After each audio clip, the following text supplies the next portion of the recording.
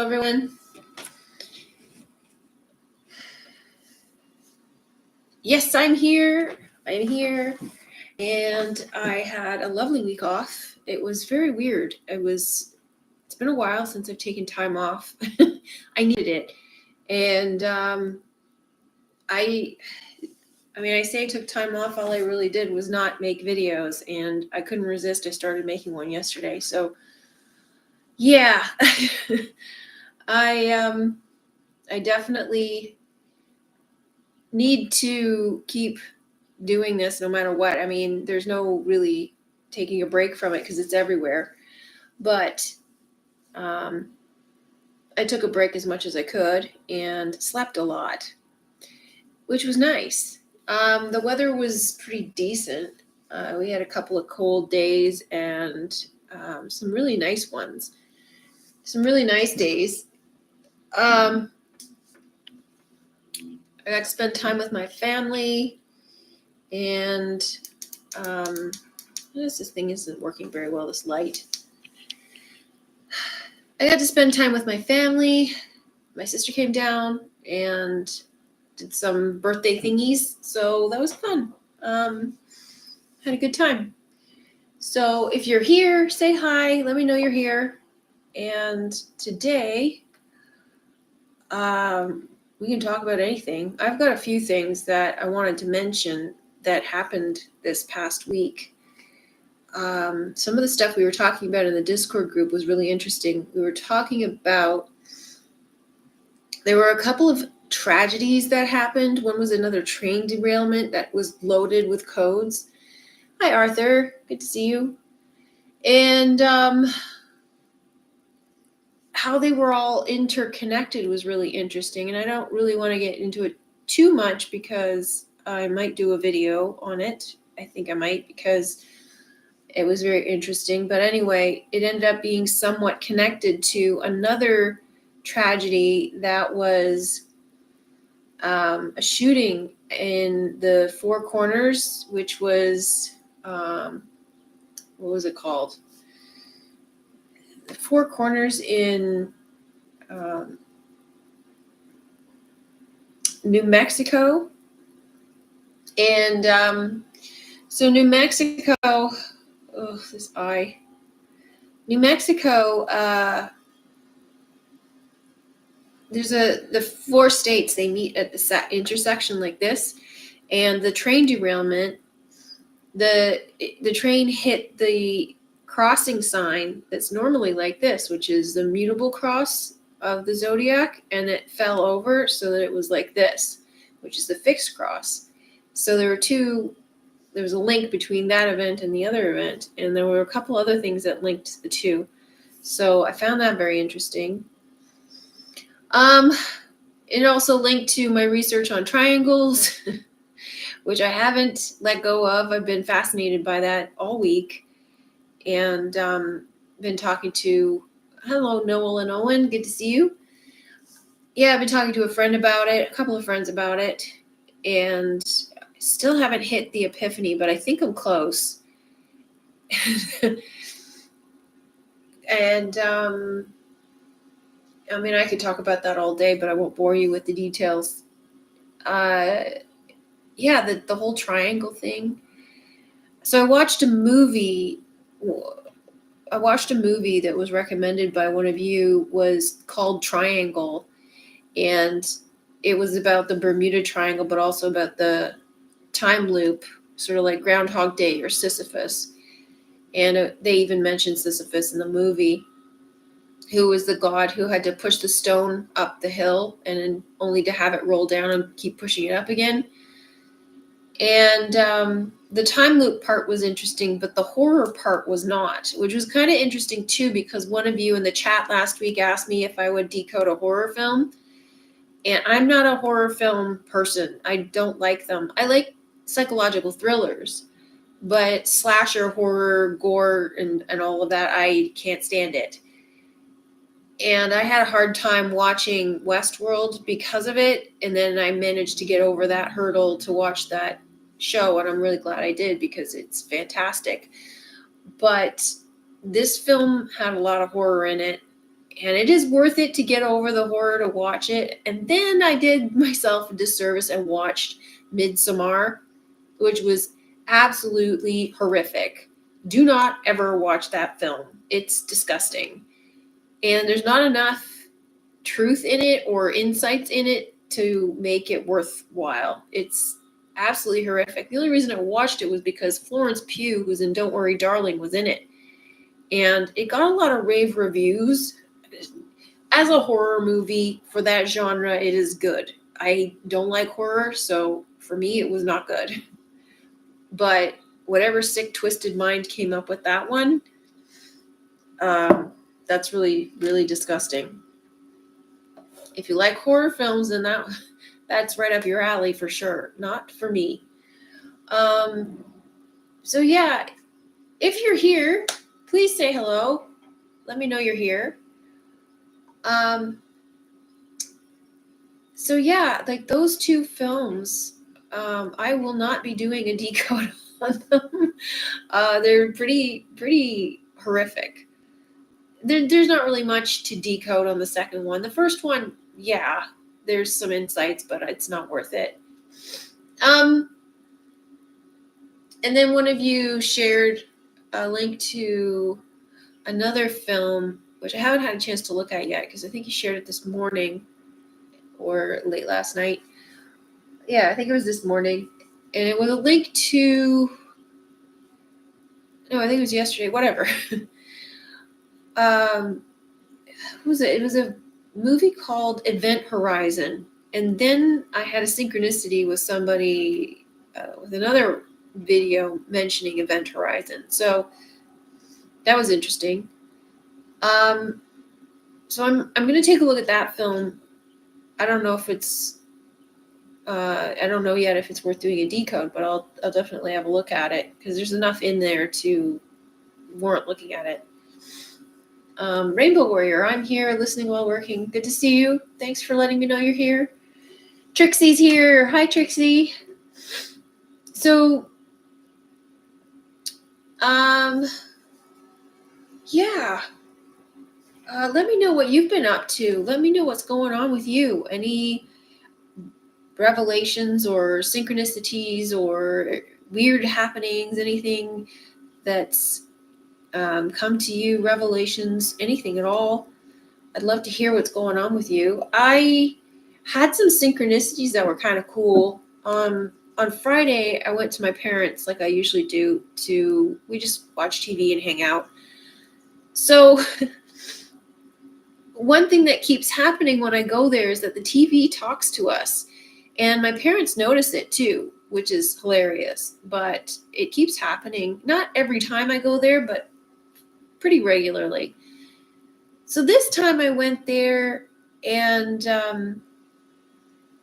we watched the baking show. There's a Canadian and British baking show. So this was the Canadian one. And one of the tasks that they were asked to do was to bake French pastries.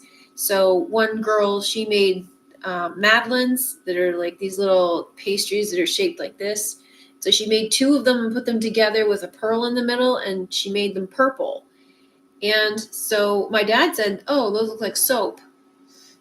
And I thought that was kind of weird because here I am thinking, well, it's Venus, the pearl and the oyster. And then and then we were watching an episode of All Creatures Great and Small, and on the wall of one of the buildings, which I think was a shop, had to be a shop, it had a sign on the shop that said Venus soap. And I was like, what the hell? Well, soap is lave, is to wash, right? So you use soap to clean, to wash, which is lave or lavender. And I've been having a lot of synchronicities with lavender and laundry. And so that was part of it. But also that connected to one of the shooting events that happened, because the shot went through a window and this mother of a 1-year-old was telling the story of how she took her 1-year-old and hid in the laundry room. It's like, of course it's the laundry room. And the other synchronicity I had was later on that evening, we were watching another episode of the baking show, and I was so tired I started nodding off, and my dad started nodding off, and I heard one of the bakers say, "If this doesn't wake you up, nothing will." And so I woke up, and my mom was making fun of us for nodding off, and I said, "Yeah, well, when the guy said, 'If this doesn't wake you up, nothing will,' they were talking to me." So it was pretty funny. Rainbow Warrior, before I started waking up, I used to love horror movies and a lot of crude humor. Looking back on it, I think it caused a lot of psychological damage. I can't bear to see any of that stuff now. Yeah, it's interesting, isn't it, how our perspectives change on that sort of thing. I have never liked horror movies. I can't stomach I get a visceral reaction when I see somebody get hurt. It's okay if it's a distance thing, like people getting blown up or shot from a distance in the terms of like a cartoonish way. When it becomes very graphic and physical, like stabbing or something, or punching or beating, I can't stand it. It's too much. And anything that's really graphic, I hate it. I can't stand it. So yeah, I get a very visceral reaction. I feel their pain. And I'm sure a lot of you are like that. It's just like, ugh, it's too much to take. So yeah, but yeah, let me know what's going on with you. What if you had any synchronicities? Is there anything that you really want to talk about? I know somebody wanted to talk about something specific today, but I can't remember what it was. And somebody did mention wanting to talk about relationships and dating in terms of love language. Love language is not really my area of expertise. It's but in terms of just general communication between people would be, you sort of set your expectations of what you want and how that looks to you. So, but you can't always expect somebody to be able to deliver it that way. It's like, say, if you say to somebody, for example, I don't really care what we do. I just want to feel special. Well, what does feeling special mean to you versus what does it mean to somebody else? They might have no idea what that means and not know how to convey that to you. So you might have to be more specific in conveying that to them and say, to me, feeling special would mean that you do something extraordinary for me. If we normally go to eat at McDonald's, we don't go to McDonald's, we go to a nicer restaurant. Or, if that's something that matters to you. Or, it would be nice if you took out the garbage, or you did things for me so I wouldn't have to do them on a specific day, or you took me out on a date, or you brought me flowers, or you left me little love notes. You have to be very specific on how you like that to be delivered to you. Otherwise, they have no clue. That's what I've noticed in my experience. And expecting other people to see things the same way that you do in that way is difficult. There was a lesson I learned this weekend in reflection. Was I was a child at the time that this happened, but so when you're a child, you're very self-focused, and we had this like Secret Santa thing, which I think is it's not a very smart thing to do in a school when people either don't care for each other, don't know each other, you're not friends, you don't, when you're kids, you only care about your friends. And there's a lot of animosity about people you don't understand or people you don't relate to, at least when I was a kid. Maybe it's different now. But judging from what I see online, probably not. So anyway, the idea of giving gifts to people you don't know or don't care about, and from different socioeconomic backgrounds. Some kids they come from a very poor family versus some kids come from a very affluent family. And so their idea of a nice gift is very different from your idea of a very nice gift. Anyway, I remember putting a lot of love and attention into making this gift. And I made it by hand. And it was like a Santa stocking full of candy. And it was a pretty fair-sized stocking. And so what we did was we picked lots, like we picked people, numbers, I guess. And so when you got your number, you went and picked from all of the gifts that were there. So if you got a low number, closest to 1, then you got to choose from all of the gifts. Well, I got the last number, so I got the last gift. My gift was picked second or something, and the person who picked it loved it. She couldn't stop raving about it, and it made me feel good. It made me feel good that I made something that somebody really appreciated. I got stuck with the gift nobody wanted, and I felt like crap because I had made this gift that I gave and put all this love and attention to that I really wanted somebody to appreciate, and she did. And I get the gift nobody wants. I get the gift that is like the crappiest gift kind of thing. It was homemade sugar cookies, and it was wrapped kind of sloppily in regular paper. And, being a kid, it's, you're only focused on that. Like, you're focused on, well, I gave this and this is what I get. So how does this make sense? So I was kind of moping and sulking and not very happy about it. And now looking back on it, I realize that I feel bad for the kid who gave that gift. Maybe this kid came from a place where this was a generous gift. This was hard for them to put together. Maybe they didn't have a lot of money, and for them to put a gift together, it was difficult. And it didn't even cross my mind that that was a thing.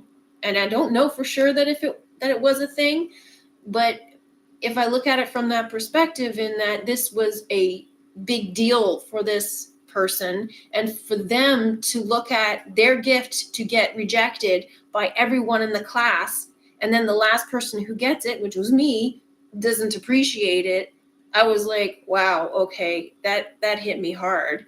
And it took me all this time to even see it from this perspective.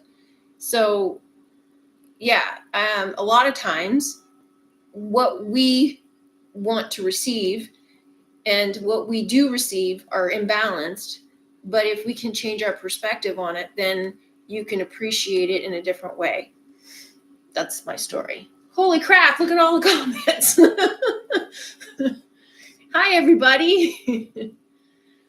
So anyway, I wanted to share that story because I thought it was pretty profound, and it really changed my perspective on how to see things in a different way and how to appreciate what other people give you. So it's kind of in line with, I guess this is also a biblical reference, where somebody can they can be a millionaire and they give you $1,000, or somebody can be poor and they give you their last $5. To the person who's giving it, the $5 is everything. That's all they have. And then the person who has $1 million gives you $1,000, it's meaningless to them. But to you, receiving it, it's a lot of money. So it's completely a two-sided thing. Obviously, the duality is there. But in seeing that side of it helps you to appreciate more what is being given to you, as well as how you receive it. You know what I mean? So, Trixie, I can't watch it either. I had to cover my eyes. I just do not enjoy the violence. Yeah, I don't either. I fell down the Bermuda Triangle hole thinking about triangles. I'm glad I'm not alone in the triangle thing. It is fascinating, this triangle thing. I encourage you to look into triangles if you have the inclination or the curiosity. Lee Stephen, hi, lovely. I was just looking at your Skyfall poster and wondering what you thought about the significance of 007. I personally love James Bond as a franchise. I'm a big Bond fan. Daniel Craig is my favorite, and I actually met him once, which, be still my heart, I had a crush on him. So that was like big moment for me. I also met Superman. I met the guy who played Superman in Smallville, Tom Welling. I had a crush on him too, but it's more because, well, they're good-looking people, but it's also because of the roles they play. So James Bond 007, Tubal Cain is the Taurus and the Vortex.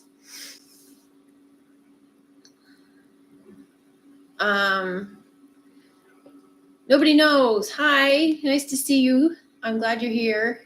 Didn't even see your notification that you were live. Oh, well, here now. Yeah, because I just went live because I was kind of running a bit late. Normally I posted a little bit earlier. Quirky Chick is here. Hello. Good to see you. Nobody knows. Funny, just mentioned 007 to someone about a minute ago. 007 is the pistol, the throat chakra. Ah, cool. Trixie, I had a fun manifestation sync where we were walking up to an event after parking. Walking up to an event after parking, I said it would be nice if a golf cart would pull up and give us rides to the gate. Within a second, the guy pulled up. I love it. And offered us a ride to the front. It was so obvious the people I was with were joking about what else we could want would show up. I love it when that happens. Lee Stephen, I thought it was also related to God.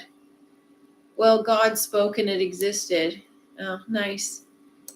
And Cain, how? Missed the story. Sorry, we'll rewind. Nat, that's the way I feel on my birthday. I feel I give a lot of emotional energy and I make sure my family and friends feel special on their birthday. But when it comes to mine, I feel so deflated. Yeah, that's how I feel too. I don't know if a lot of people feel this way. And I think this whole gift giving thing is something that's going to change. I think the way that we give gifts and the way we receive gifts is going to change. And because the whole, I don't know, there's an imbalance there, and it seems to be a kind of common thing. So, yeah, I think that it has to do with love language and not meeting the love languages and saying, this is what makes me feel special and how I like to be appreciated. And then the other person is giving what they think is appreciation and love, and then you don't understand it. It's a completely different language. Leslie, 007 is two balls and a cane, the father of Freemasonry. Just because people don't give that same energy. Yeah, I agree. Who didn't have a crush on Daniel Craig? Here in that same boat. Yeah. Yeah. So, yeah, like,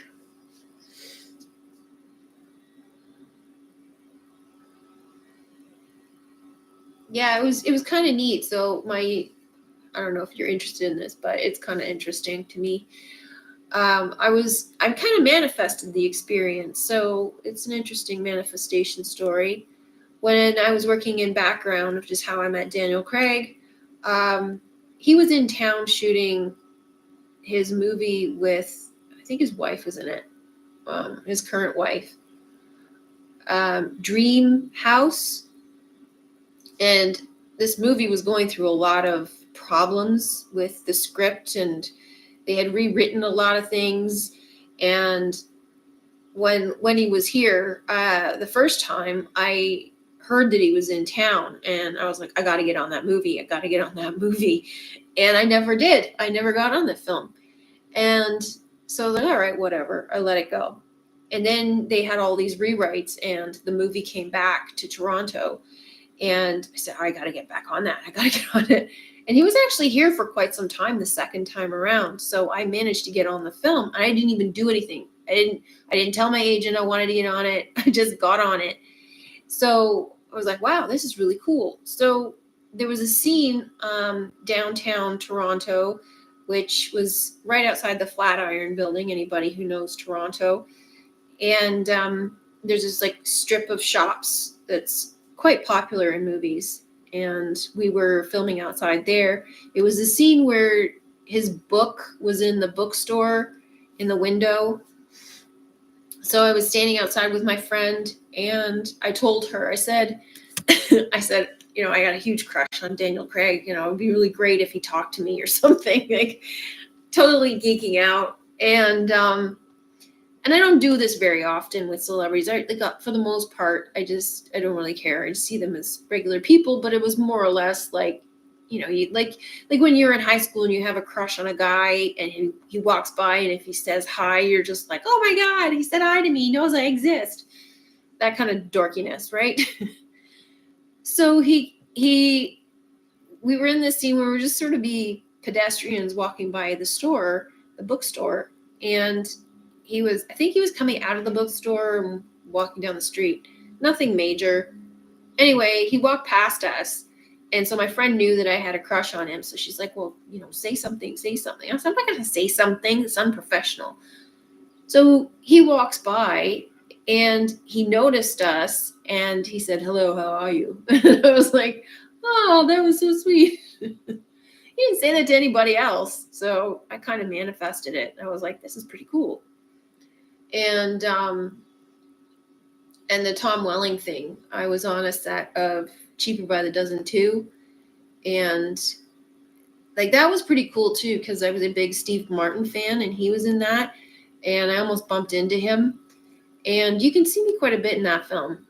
And it was one of my first major background gigs where I got a lot of continuity and quite a bit of screen time, which is great. So we were working on that film for, I think, 2 solid weeks, maybe more.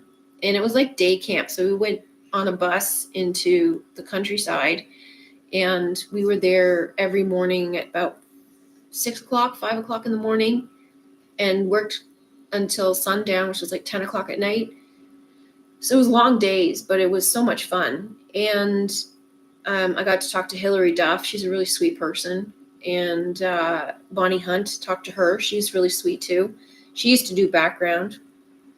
And so we were having this cocktail. No, we were just having like a park playground scene. And one of the ADs was picking people to do a scene with Tom Welling. And I was like, yes, please. So I got picked, and we went to do this scene, and he bumped into me. I said something really stupid, and it was just kind of a funny, magical experience. And so we had a really good time. My friend was there, and I had a really nice experience with her. And it was just a great fun time. So yeah, that's my experience with that. So yeah, it was like, he was like my other big crush. So it kind of manifested that too. Thank you for the happy birthday wishes. I worked with Steve Martin on Parenthood, Stranger Days. Hi, Big Mick. Good to see you. Penny Lane, good to see you. That's cool. I like Parenthood was a good movie. My favorite Steve Martin movie is Father of the Bride. But yeah, the whole Steve Martin thing, he was there was like a cocktail scene where he was standing there with Bonnie Hunt, and I was in that scene too. So you can see me there behind them talking with my friend. And then I'm sitting at a table next to Hillary Duff, and then Steve Martin comes by, and I'm supposed to get up and walk past him, and a couple of times came close to hitting.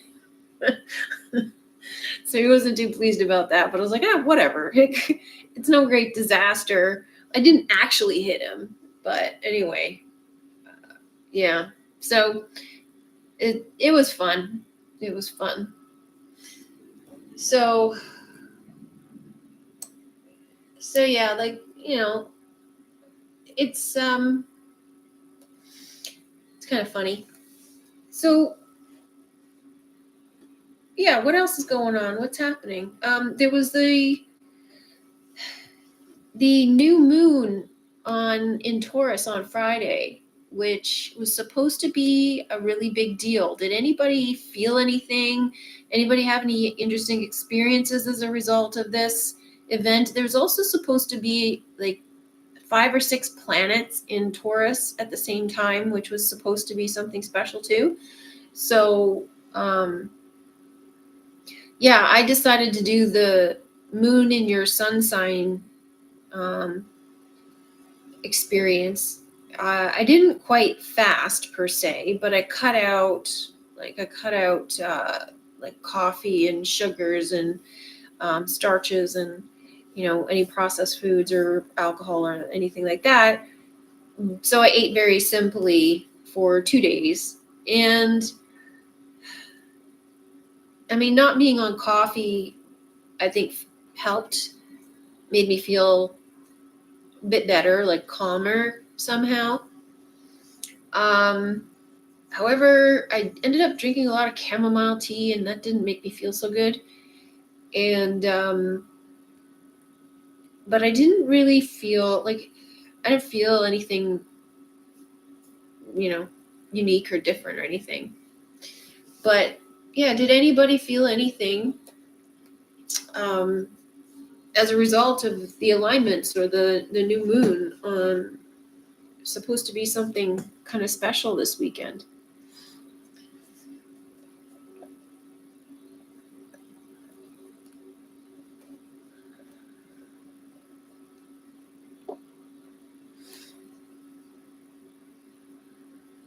No? Okay. The whole triangle thing has been fascinating. Yeah, like, I know you. Yes, it is. So the whole triangle thing is interesting. I'm working on putting out a video as like a work in progress, because like I said, I still haven't got to the epiphany yet, and I want to share what I have so far, because I think it's fascinating enough to share it with you and show the process that I'm going through to get to, the epiphany. And so where I'm at, like, there's a few things that if I say it now, it's probably gonna, because it's out of context, it's gonna sound weird, and you probably won't understand what I'm talking about. But if there's anybody who remotely knows what I'm talking about, great.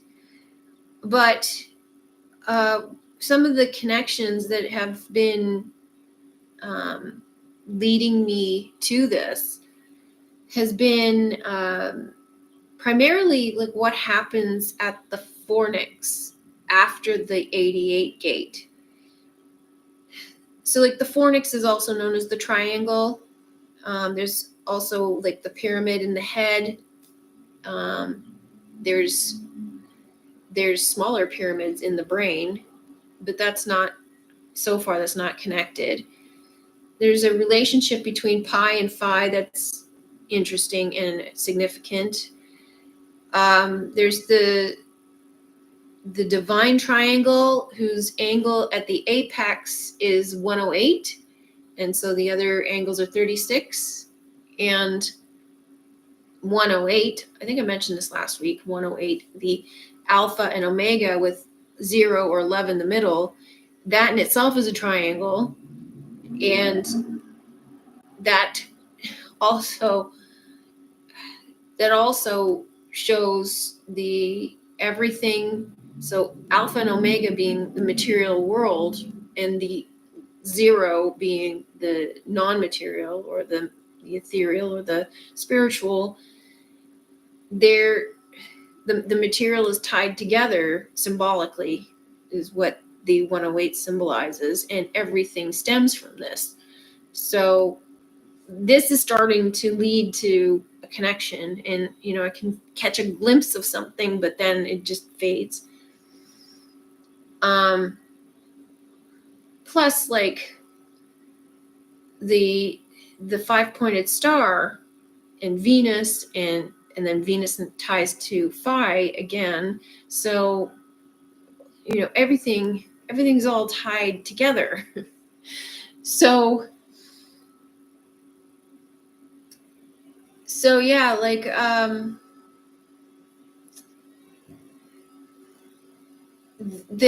one of the other things that struck me was somebody left a comment on one of my videos about an event that happened last summer, about 2 days before the 88 gate.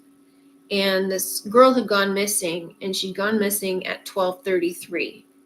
So 12 is the 12 cranial nerves of the 12 signs of the zodiac, and 33 being the top of the spine. So that was the time that she went missing. And it was 2 days before the 88 gate. And I'm not sure exactly when she was found, but she was found shortly after she went missing. So it could have been on the 8th. I'm not sure. But they had a whole stage production around it. So they found this girl underwater in a reservoir right off the banks. So sandbanks, which connects to the decode that I did about the shooting at the bank in Louisville. And so bank is like Fort Knox, where you keep your gold, where you keep your money. So it's to do with the fornix. And it's where the water, the cerebral spinal fluid, meets the fornix, right? So that's the bank. And then you have, she was at this party that was on the bank with 300 people. So there's 3.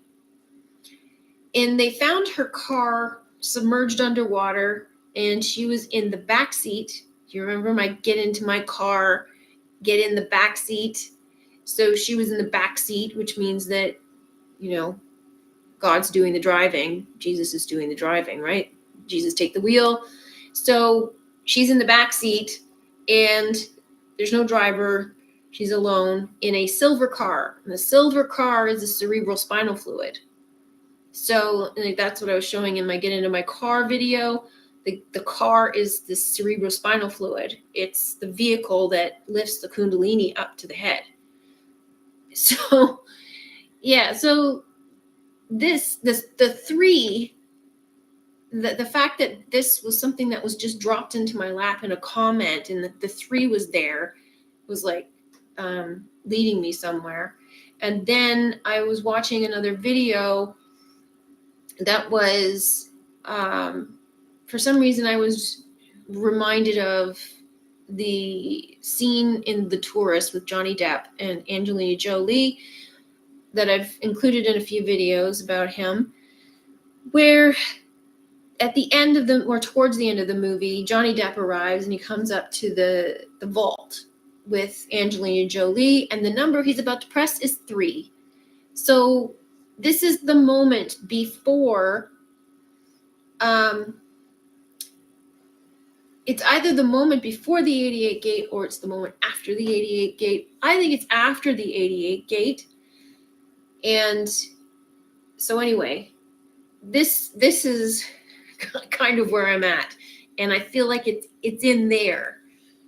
But there's a lot of it really information.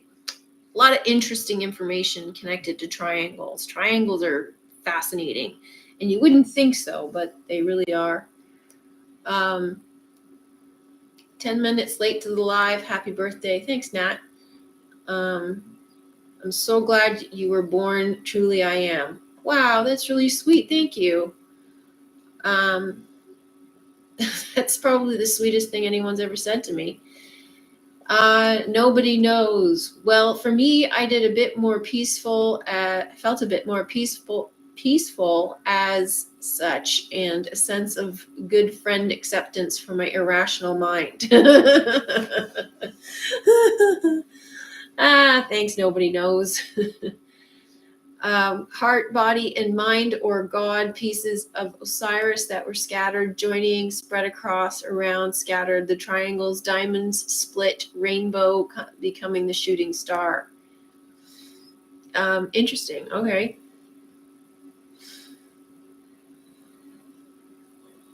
Yeah, heart, body, and mind, or God. That's kind of what I was thinking, is like so mind, body, and soul coming together as one. There's like the other thing is like the star, 5-pointed star, is made up of 3 triangles. So there's a trinity within a trinity. So each triangle is a trinity, and then you put 3 triangles together, you get the 5-pointed star. And 3 triangles together is also a pyramid. So yeah, like all of these things are all tied together. So the Kundalini is referred to as a triangle. And then in the middle here, you have the connection of the 2 triangles. So like with the chakras, this is referred to as the upper triangle, which is the feminine, and then the lower triangle, which is the masculine. And the 2 of them coming together is the union of the male and the female.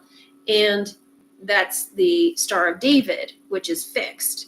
So then you lift that up, and you've got 3 stars coming together up in your head, which would be mind, body, spirit, male, masculine, feminine, and love. So it's like everything has a trinity. And yet the other thing that's fascinating about it is that it contains there's just so much. It contains everything. So it's like when it contains both backwards and forwards. So when you unite something, you divide at the same time. So when we're going backwards, right? We're remembering, we're putting the pieces together, but at the same time as we're putting the pieces together, we're creating anew. And I mean, I'll explain this better in the video when I talk about it, because it requires some sort of like diagrams. But so you can't unite something unless it's divided. So you have 1 and 2, and then when you put them together, you need a third thing to bring them together. So that creates the trinity. So in putting 2 together to be 1, so the 2 are becoming 1, but via a third. So every time you try to reduce something, you end up building at the same time. Do you follow? Which I find fascinating. And then when you put the 3 together, you create a 4th. So you're still building while you're reducing. The material world starts with an angle, triangle, Trinity, Father, Son, Spirit. Yes, I agree with you, Trixie. Thank you very much. And an angle is an angle of light, and the angle of light shoots through the prism.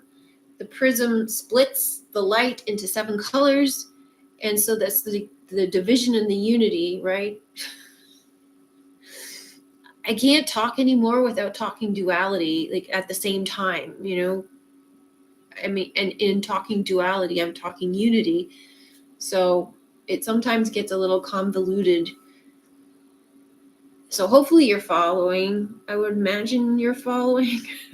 And if you're not, please ask. Feel free to ask. I missed the part that it's your birthday. Happy birthday. I'm thankful for you too. Thank you for sharing your day with us. Thank you, Rainbow Warrior. I appreciate that. That's very sweet. And I like all the little colorful gifts that you sent me. It's so cute. 369. Yeah, 369. Boom. Yes. Three is the base, 6 is here, 9's up here. Thanks, Trixie.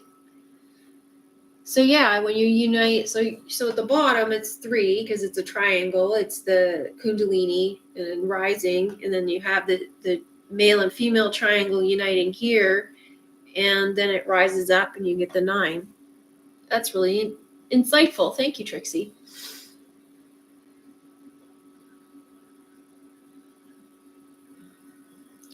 That's cool.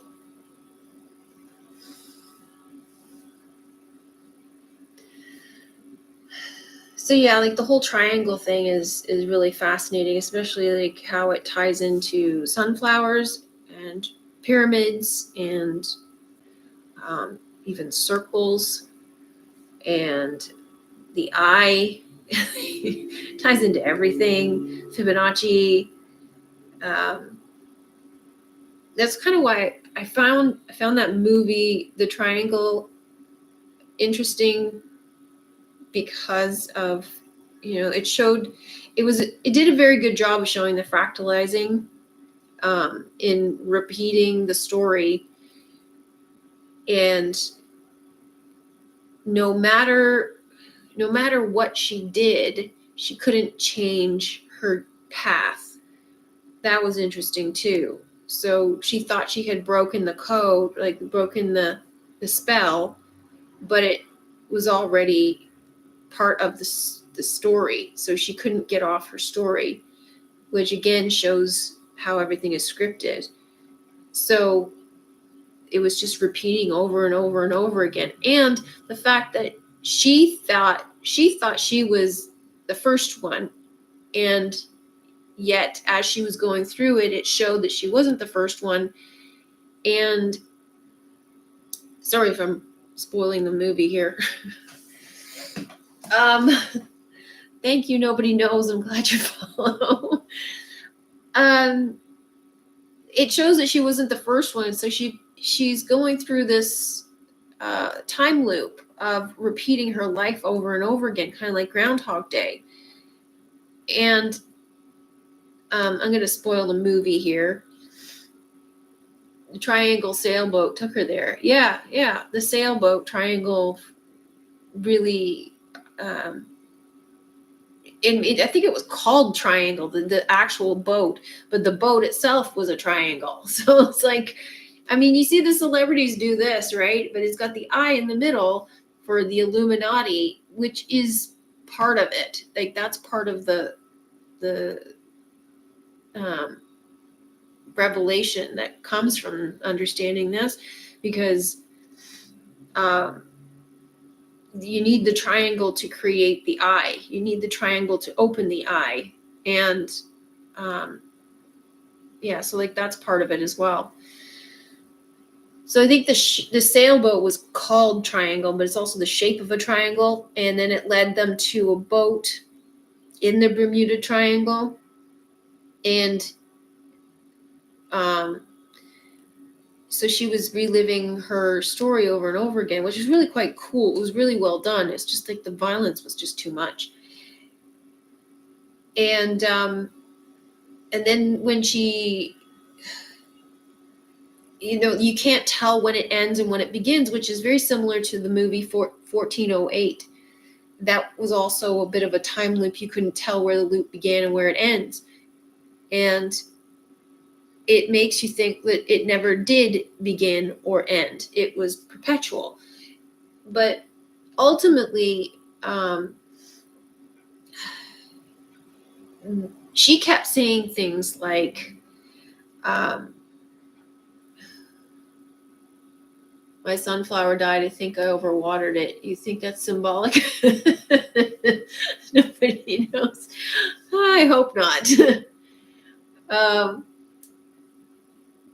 Rainbow Warrior, wonder if the Trinity God, Jesus, Holy Spirit is supposed to symbolize a triangle. Yes, it is.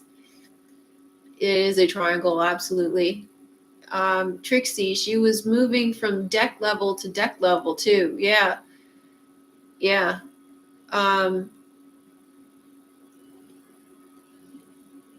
What's your thought behind that? I'd like to hear what your thoughts behind that are, because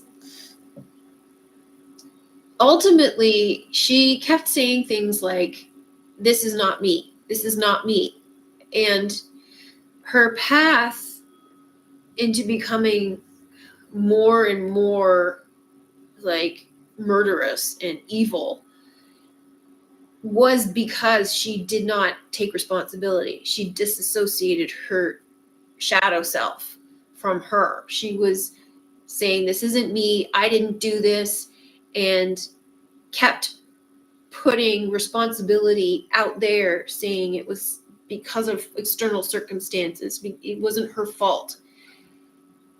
And the only thing that was going to break the loop, in my opinion, was her taking responsibility and realizing that she really is doing this and she really is this horrific person. And then she can start to heal and get out of the loop. But she wouldn't do that. And she just kept denying that that was her.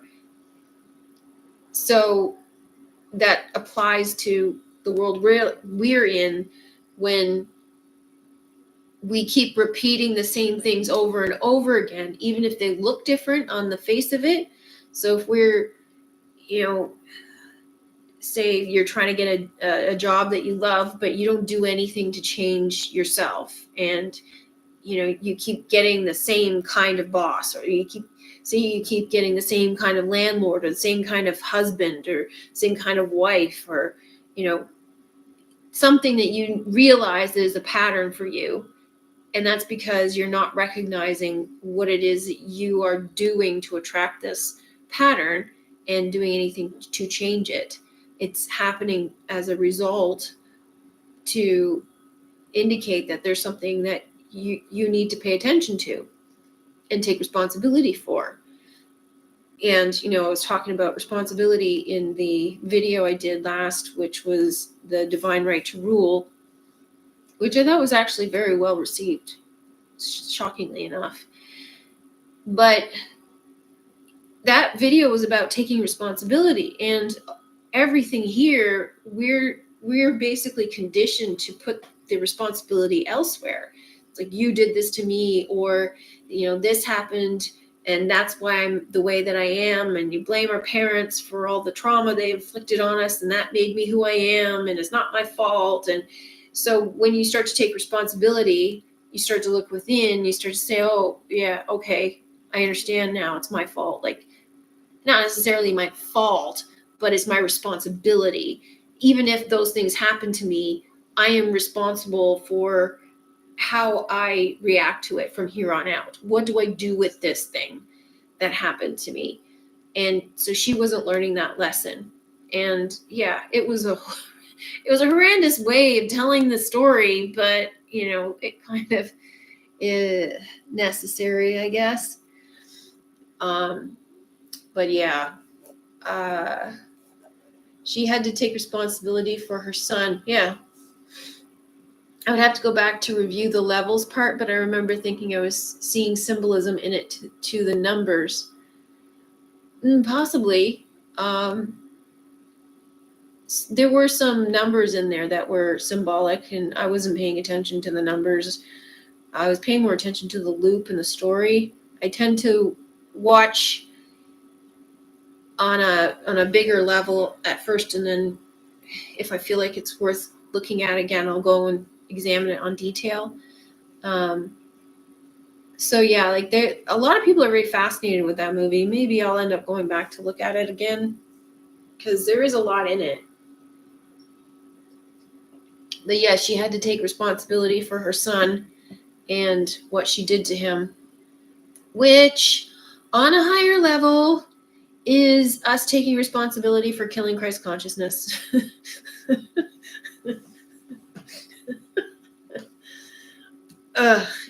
Like, sometimes these messages just make me laugh. I mean, I was just talking with a friend of mine about how I can't believe that I found this stuff in movies, and it is just, after all the chill truthers tell you not to watch television or not to watch the news, and you just like, well, there's something here. And to see all of this hidden within the movies is just, it's magical, and I think it's beautiful and exciting, but I still find it amazing that it's there. And it's a very weird thing. And I noticed now, a few people are telling me, and I've noticed that quite a few other people are seeing it now. They're seeing the TV talking to them. They're seeing their life reflected back to them in the movies in shocking detail that they never saw before. So people are starting to see it. And they're not seeing it the same way, but they are seeing it, which is great. I watched Triangle on, I think it was Prime. You can get it on Amazon Prime. I know nobody knows. I know you don't care. You like the gory stuff, so I think you'll like this movie.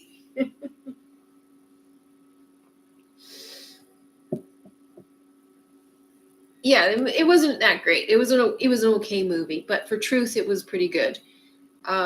It's not Don't Worry, Darling, but it is. If this is something that you like and you're okay with the gore stuff, then it's right up your alley.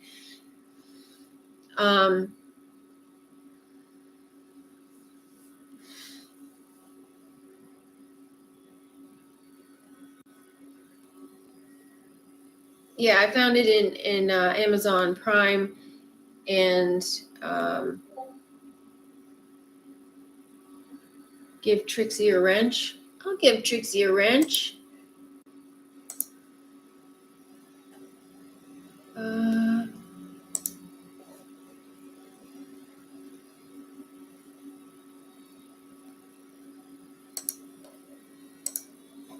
you go.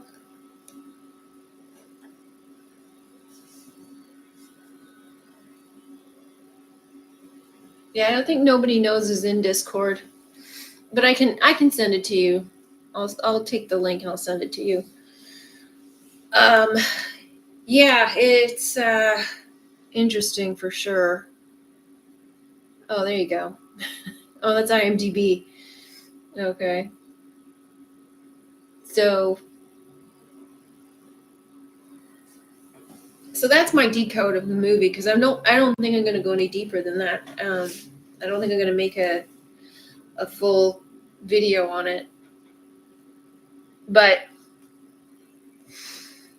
yeah, I'm really excited about putting out that information on the triangle stuff, and I'm excited about the last part of Don't Worry, Darling, but I'm really excited about Johnny Depp. I can't wait to get that stuff out. I've been waiting for so long. And yeah, it should be a lot of fun. So I'll just catch up my eyes on all the gore. Yeah, that's just an IMDb link. Anyway. So what was I going to talk about? There was something connected to this. I forget now. It'll come to me. Anybody else come across any tragedies lately, or anything? Any really good videos that you've seen or books you've read? pieces of information you've come across that you'd like to share.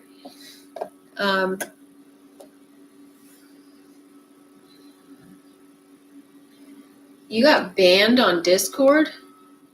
How? You're 3 minutes behind on play. How did you get banned on Discord? Like, what did you do?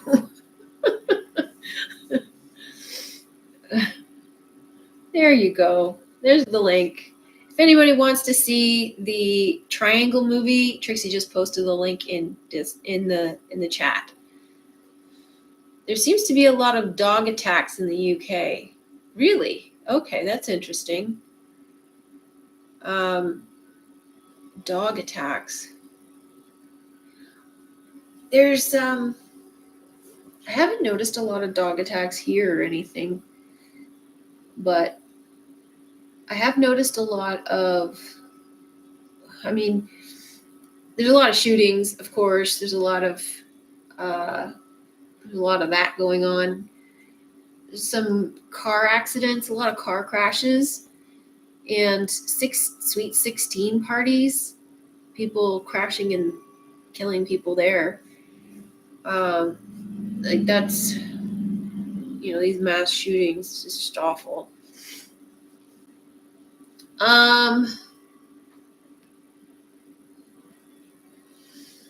Yeah, but dog attacks, that's really, is there anything unusual about it? One of the things I was talking about today was the fires in Canada. There's, I think, like 100 forest fires started at the same time in Western Canada. And so I'm in Eastern, sort of central Eastern Canada in Ontario. And then, Canada's like 3,000 miles long or like wide. So it's a big country. But the forest fires are in Alberta, which is the province that's next to British Columbia, which is right on the coast, the western coast. And so there's a mountain range separating BC and Alberta. And the forest fires are quite extensive over, I think, 3 provinces. There's BC, Alberta, and a little bit of Saskatchewan. And the smoke is all over North America, which I found astounding. I couldn't believe it. But they've been burning, I think, now for 2 weeks. And some of the really interesting things that have been said were that the fires are underground. And so I was talking with a friend of mine, and she knows quite a lot about it. I don't know a whole lot about it.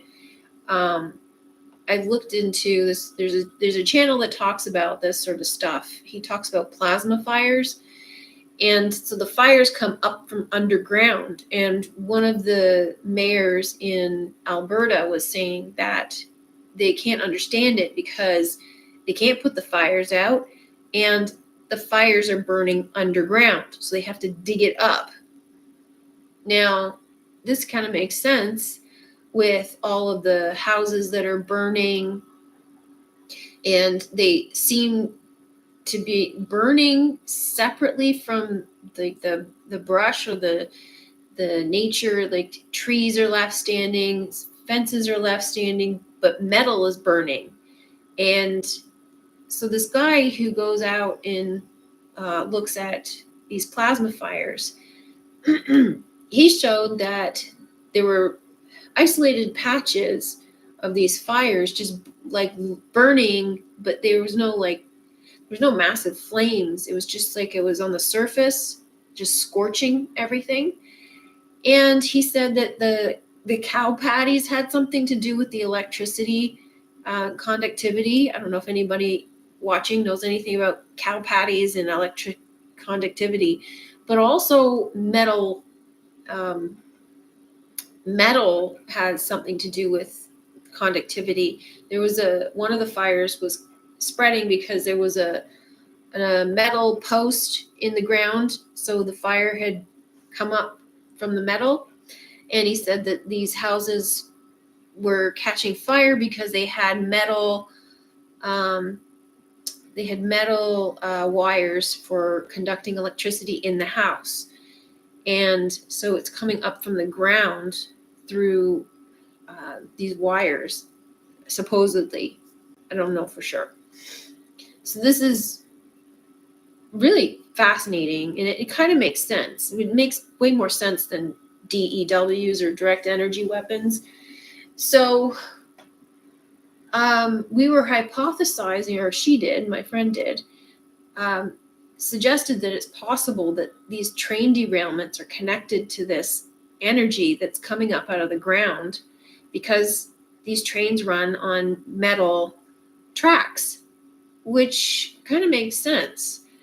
If the tracks are, train tracks are pegged into the ground with metal stakes. So there's this possibility of the electricity coming up through the tracks and causing an electric shock or something to throw the trains off the rails. And another synchronicity I had was the night that I was at my parents' house. I came home and I had the radio on, and I usually get messages through the radio. And one of the synchronicities I had was the song on the radio was Ozzy Osbourne, Crazy Train. The lyrics are something like getting derailed. I can't remember the lyrics anymore. Something about getting derailed off a crazy train. So I thought that was really funny. But anyway, quirky chick. Yes, trees are burning from the inside out, which is what he shows as the plasma fires, because the fire must be coming up through the roots into the trunk and burning from the inside out, which was what people were led to think, that it was direct energy weapons, which this makes way more sense. So,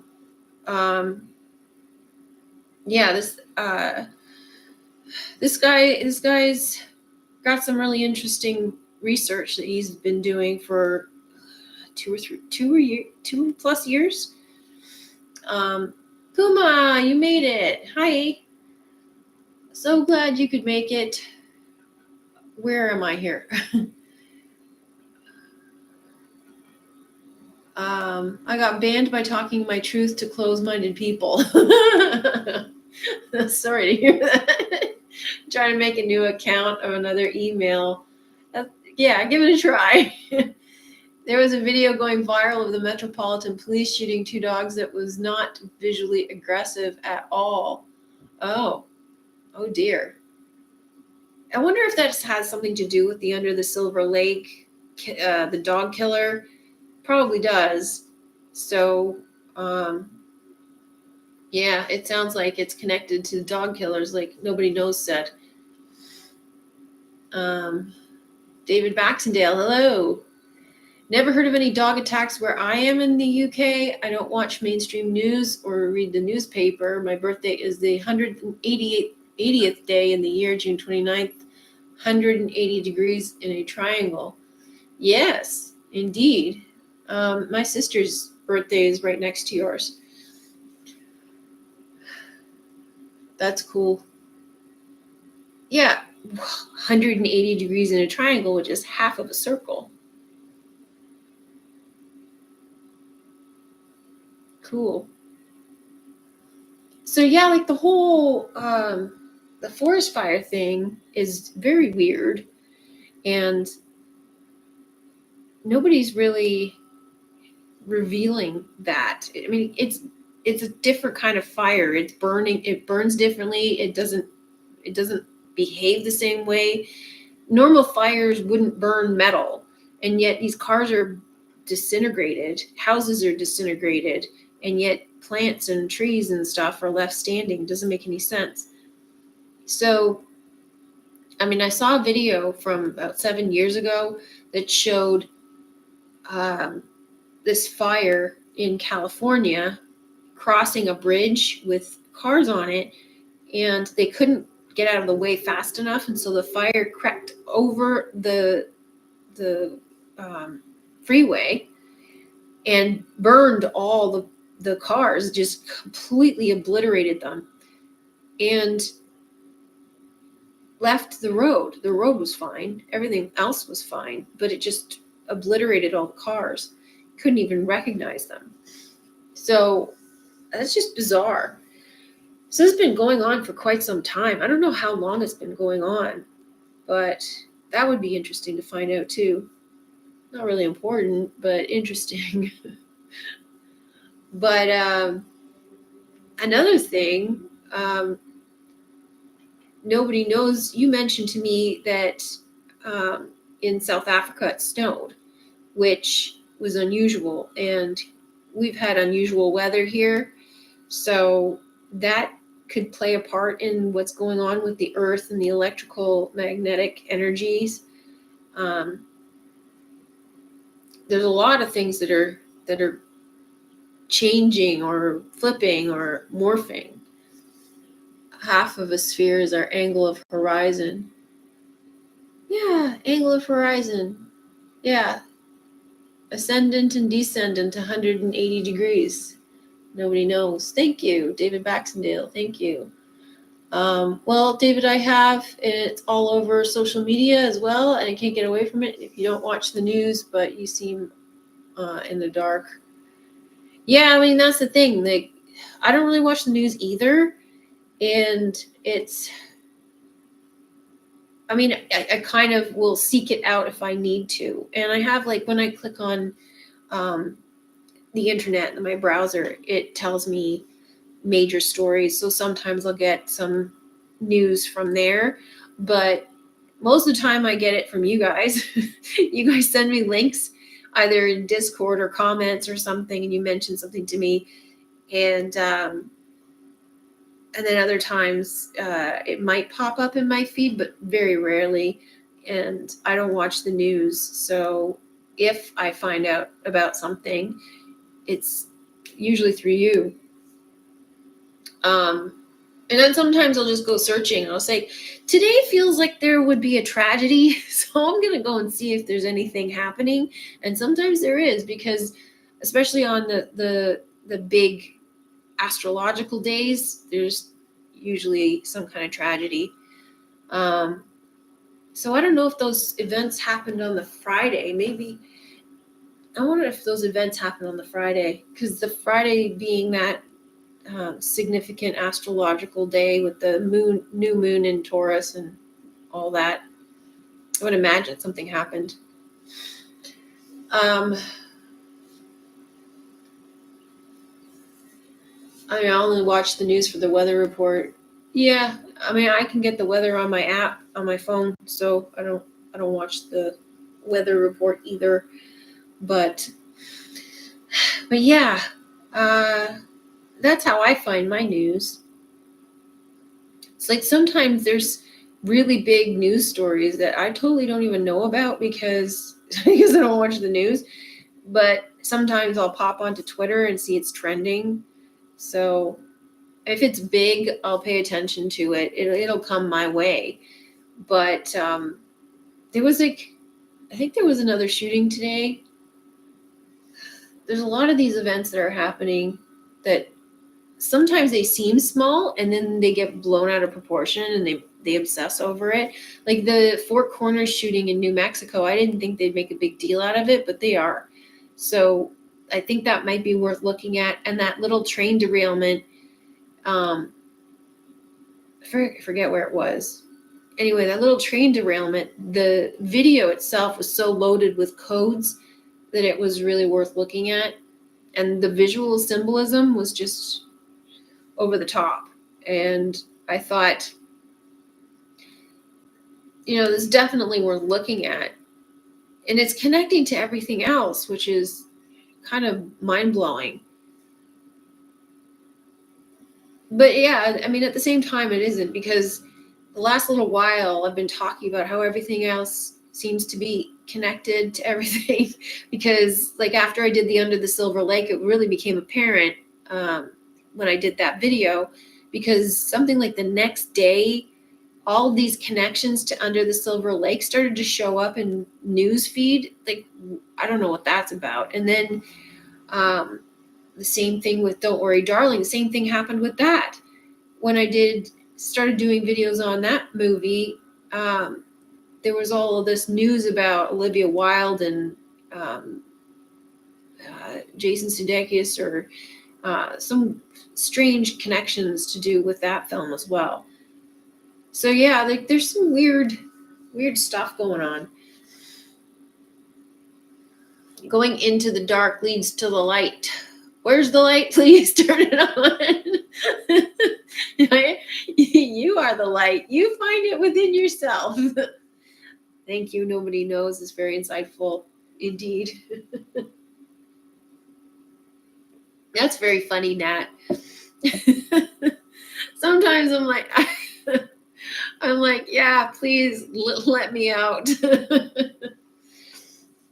I feel you for the people who are like, let me out. I have days like that too. But I was practicing today. I had a lot of time to meditate this week, but my meditation is different now. I used to be able to shut off and just not think. But the last, I guess, year, I've been more about focused thinking. And I mean, that's a different type of meditation, which is fine, but it's more like seeking answers or talking to my higher self. And that is beneficial to me as well. But I like the not thinking part too. And I haven't been doing that. I haven't even been able to do that for very long, because I start, asking questions, especially when I'm obsessing over triangles and stuff. But I do get little messages and answers, and like when I was meditating, I was hoping the answers for the triangle thing was going to come to me, but it didn't. But I did have a couple of clues, like I told you a couple of weeks ago about how I saw the phallus with the baseball pitcher throwing the ball, and that connection. That is connected to the triangle as well. So there was that. And then I was meditating on the whole triangle thing. And then the bank kept coming up for me for that. The place where the water meets the sand. That was one of the connections for me as well. So, hello, Roger Prescott. Good to see you. Love your work and time you give. Thank you. Appreciate that. Thanks for joining us. Nobody knows. Seeing past the fear, the play, and the stage and the show. Yes, yes, yes. Quirky chick. Yes, girl, you know my humor. Yeah. So, what was it? There was...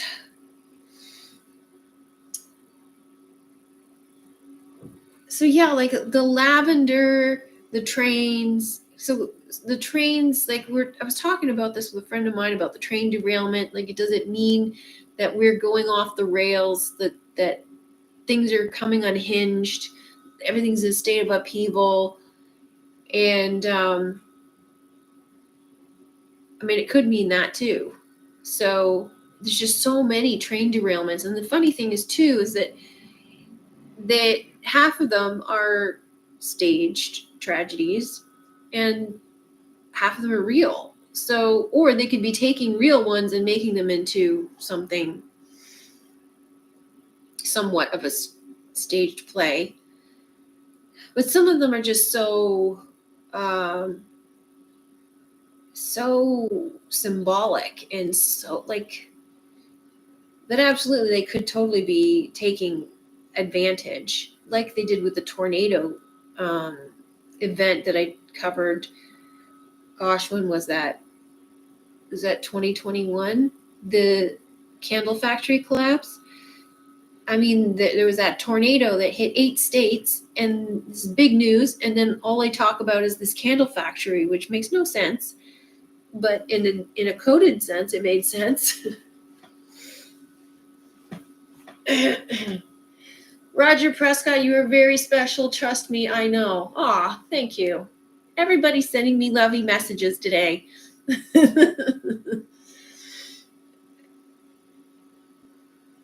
So are we in an upside down triangle?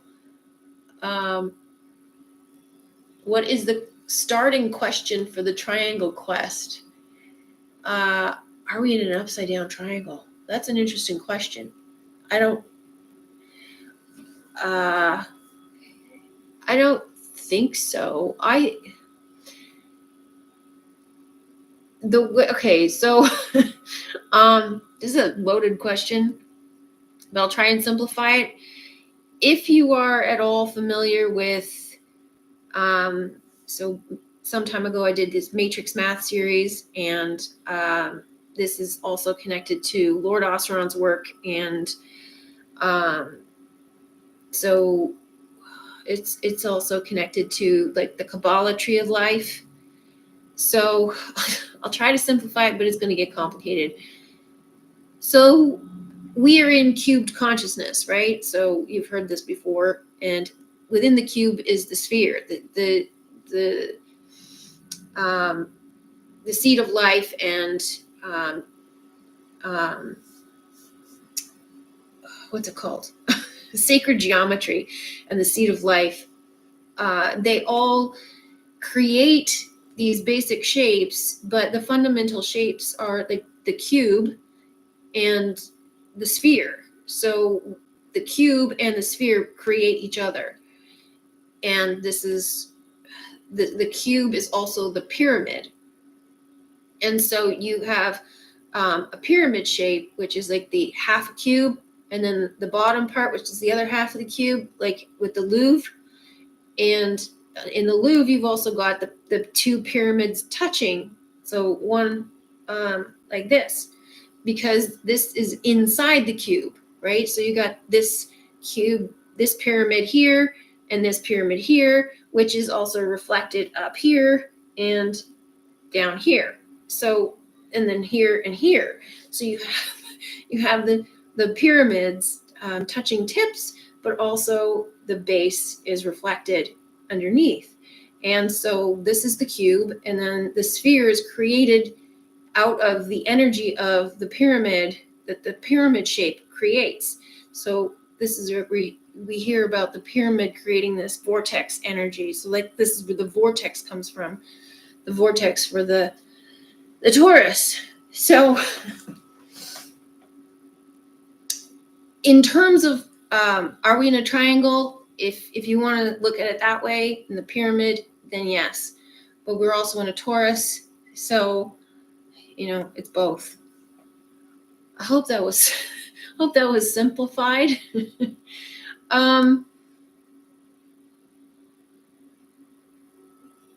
What was the starting question? Okay, so what started me on this triangle quest was the Ted Lasso episode called Sunflowers. That was season 3, episode 6. So I'm going to talk about this when I put the video out, because it stood out to me that he was talking about triangles, which in a really weird way. And again, as I said before, it felt like it was a message to me or to anybody who's awake watching this video. So when I hear that sort of thing, I was like, okay, I got to look at this. There's something here. And, I looked at sacred geometry before. I've looked at triangles before. But if I'm getting a message like this where they're directly emphasizing triangles and the importance of triangles, I feel like there's something here that hasn't been said before. And having looked at all of the various, a lot of various sources on triangles and what they mean and what they signify, I wasn't getting anything new. So I know that there's something else to it. There's this is what I mean by it. Like there's a connection that isn't being made yet, that epiphany feeling. And I know it's there because I keep getting the sense of it. I keep seeing like glimpses of it, and I've had this feeling before. So I know that it's there and it'll come to me, you know. So anyway, that's where it all started. Dathramar, hello, good to see you. I just learned part of our brain is called pyramid. Yeah, I think there's a part at the back of the spine that's a pyramid. I think that's where it is. Quirky chick, excellent, thank you. But I actually meant we as humans. Are we? Well, it doesn't matter. It's the same thing because the world is the macrocosm of the microcosm. So the what is out there is you as well. So when you think about the Taurus field having the 7 chakras, and those are the 7 energy centers, the upper half is the feminine triangle and the lower half is a masculine triangle. And so one is coming up to point at the other, and when they merge, they create the Star of David. So in that sense, it's the very same thing. And so, yeah, energetically, it's the same structure. Everything has the same structure. So, yes.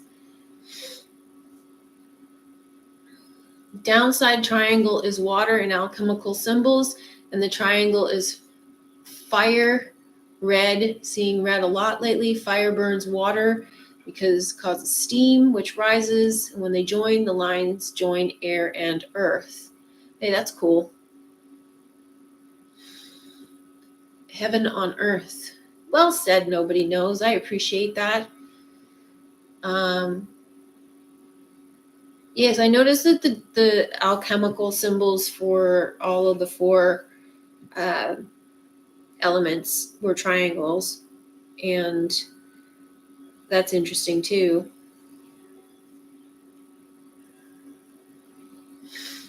And when you put four triangles together, right? So you have this triangle, this triangle, this triangle, and this triangle, you get a square.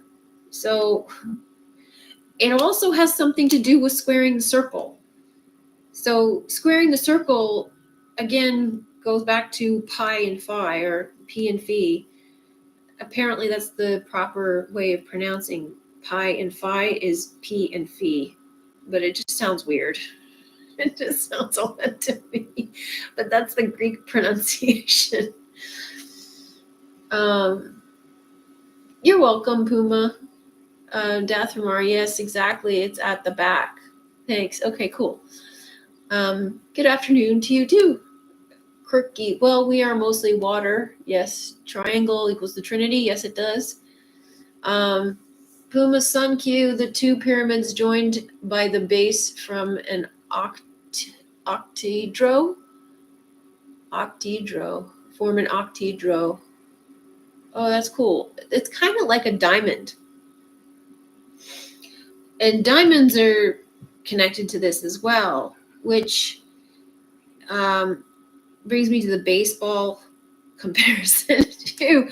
So you have like the pitcher on the mound was connected to the central vortex, and so you've got the 4 bases in the shape of a diamond, a baseball diamond, and the pitcher's in the middle.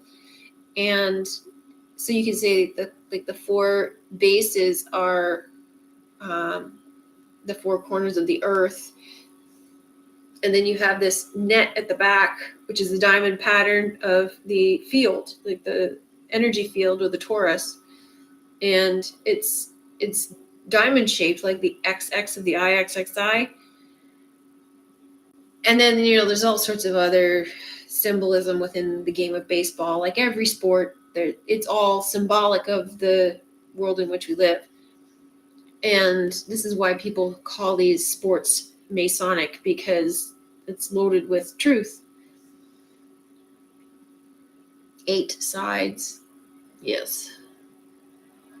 Roger Prescott, the water, when you spoke of banks of the water, it really resonated with me. Oh, thanks, Roger. Yeah, there's something to do with the bank and the sand and the, and I looked up sand. Okay, so in the brain, you've got there's 2 forms of sand. So there's brain sand, which is also associated with dreaming. Mr. Sandman, bring me a dream. And so dreaming is associated with memory as well. Water is associated with memory. And also, okay, so the cerebrospinal fluid gets reabsorbed into the brain tissue, which is in, I forget what they're called now. Something like granules, like arachnoid granules or something that gets connected to the arachnoid in the brain, which is between the dura mater and the pia mater. And so it reabsorbs the cerebrospinal fluid. And so those are kind of like, it's kind of like sand or stones. But that's not connecting to anything for me. So, and the brain sand is created out of the pineal gland, and science doesn't know what it does. So infield, outfield, yeah, exactly, Trixie, yeah.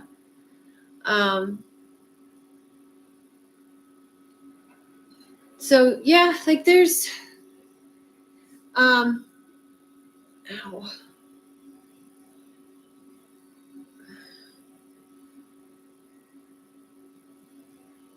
Trying to get it right at the next moon in my sun sign. Yeah, has anybody in the chat tried this moon in your sun sign thing? Like I said, I tried it this weekend, and I'm trying to get better at fasting, and I don't think you necessarily have to not eat anything. And I think a lot of times people say they experience something because they're not eating, and not eating is going to clear your system of any junk that you usually consume. So if you don't eat healthy, then you're going to notice a huge difference in how you feel. Completely understand that. So I wonder if some people, when they do this fasting, experience, they feel better because they're not eating the junk they usually eat, and they confuse that for this experience. I don't know. But there's a lot of people who eat healthy, they eat very well, who go through this experience. And yet I don't know if you're even supposed to feel anything. I think it's just supposed to rejuvenate and heal your body. And this, sacred secretion is different from Kundalini. And again, I was talking about this with a friend, and what I think this sacred secretion is supposed to do is that it's supposed to prepare your body for Kundalini, so that you're healed and it clears the pathway for the Kundalini to rise. Because from what I can tell, and this is just my hypothesis, a lot of people will say they have negative experiences with Kundalini rising. Like everybody seems to have a very unique experience with it. From what I can tell is if you have a lot of unresolved issues, it's going to bring that up. And so, cleaning up your diet and going through the healing process and taking advantage of the moon in your sun sign period, I would imagine would help. Again, just my theory, just theorizing based on logic. So because I know I personally went through energetic healing and personally the inner work in dealing with healing different energy centers. So if that process helps to do that, that would make sense to me. Because when you bring up the Kundalini, it's going to bring up any unresolved issues, because you can't ascend if you have these unresolved issues.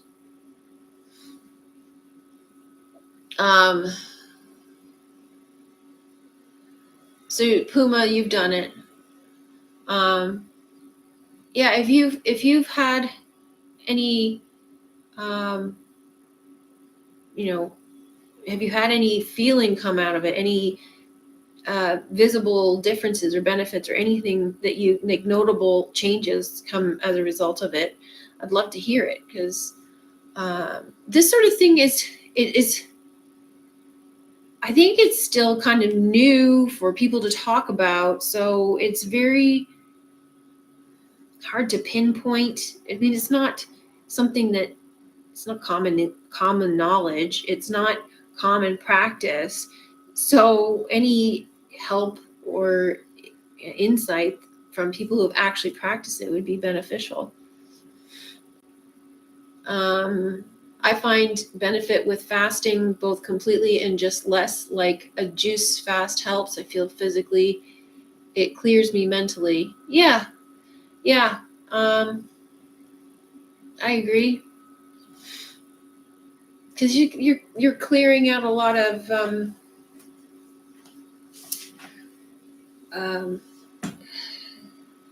effects from whatever it is you're eating.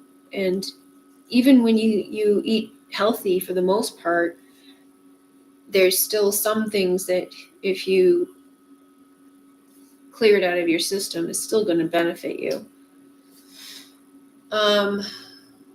Good clarification about the difference between Kundalini versus sacred secretion. Thanks. Not really, more focused probably. Roger Prescott. Great feedback on the banks of water. TrueLove. Memories of all my love in my lifetime while meditating. Ether is created. I film this and share this with others. They are blown away. Cool.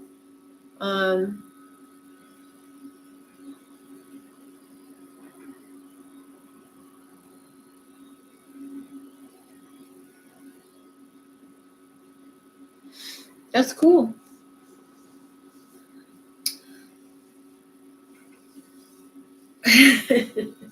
Thank you.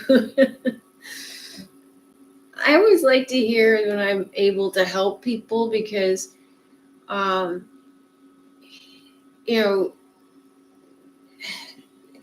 sometimes this can be a difficult path. And, it's really nice when people tell me, you really helped me understand something, or you really helped me change something in my life. So I really appreciate hearing that. And a lot of times you don't hear it, because sometimes I guess people don't realize that something that you said has helped. And sometimes a lot of people don't think that it matters. They don't think it matters to tell the person that, hey, what you said, that helped me. That really helped me. But it does help. We do care. So yeah, it's nice for you to tell me that. Thank you.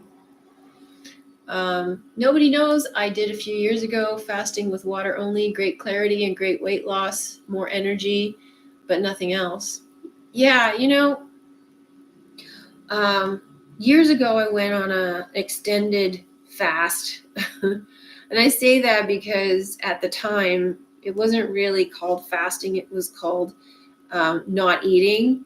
And this was back when I was in university.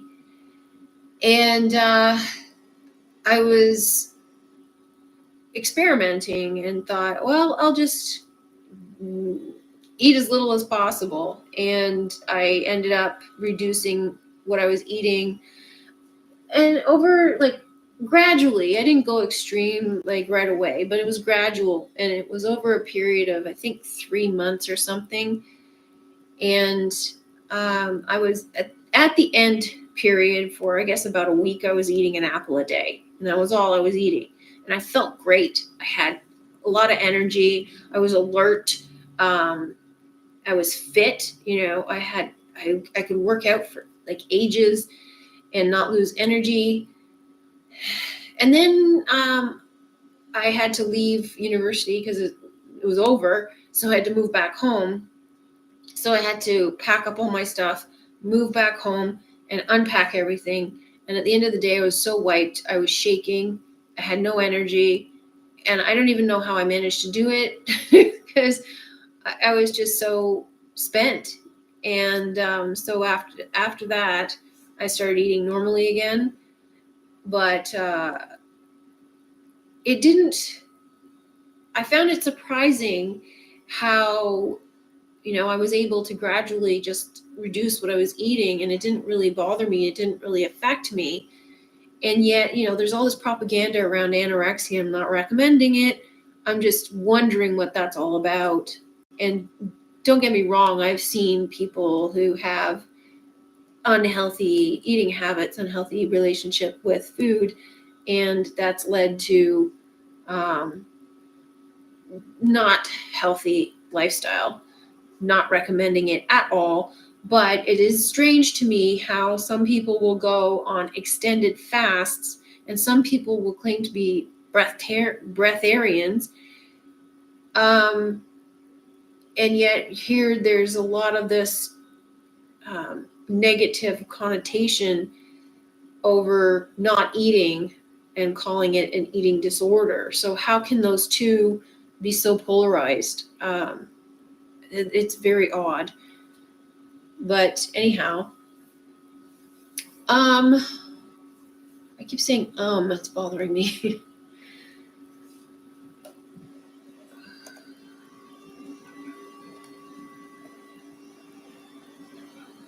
David Baxendale, it's not moon sign at time of conception. Is it not moon sign at time of conception, not birth? I always thought I was born in the sign of Cancer until true sidereal astrology split and forked me into Gemini. First of all, sorry to let you know, but Crow 777 is a shill. And yeah,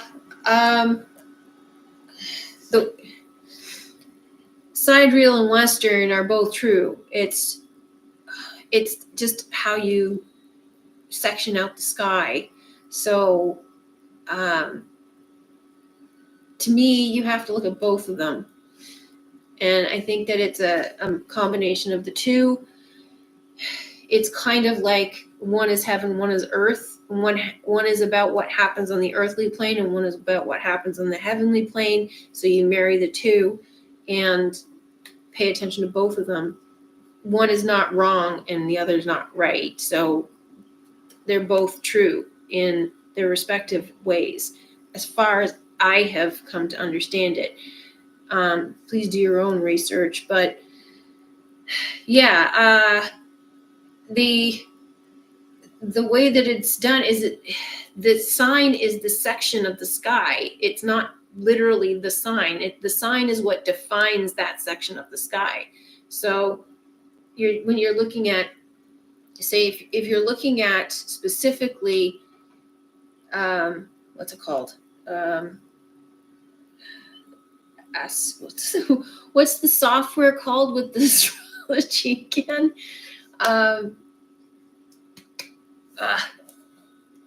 Somebody knows.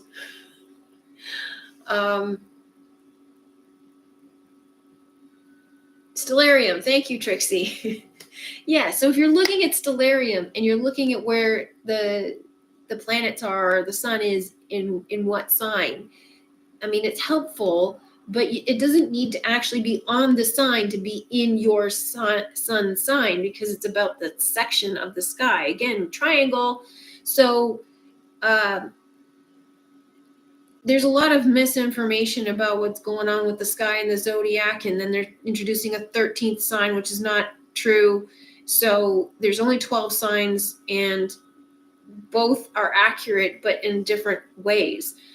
So yeah, there's a lot of misinformation about astrology. I am not an expert in astrology, but this is what I have come to understand, is that there's a lot of misinformation, but Vedic is, they're both valid.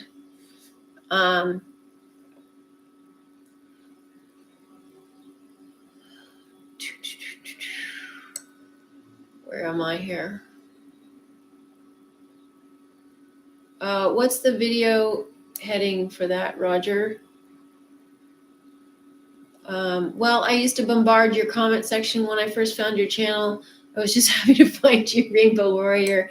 Thank you. I liked it when you bombarded my channel with comments. It's interesting because I see quite a few people who bombard my comment section with comments when they first find my channel, and then they stop. But they're still there. They're still around. Every now and then they'll say hi, or they'll leave a comment, and I'm like, oh, you're still here. And so, it's funny because I start to get to know you a little bit, and then you disappear, and you're like, maybe I've been, pestering her too much, or you don't want to, flood my inbox or whatever. I love it. If you're leaving positive, wonderful comments, insightful comments, I love it. If you're leaving nasty, hateful comments, I don't love it so much.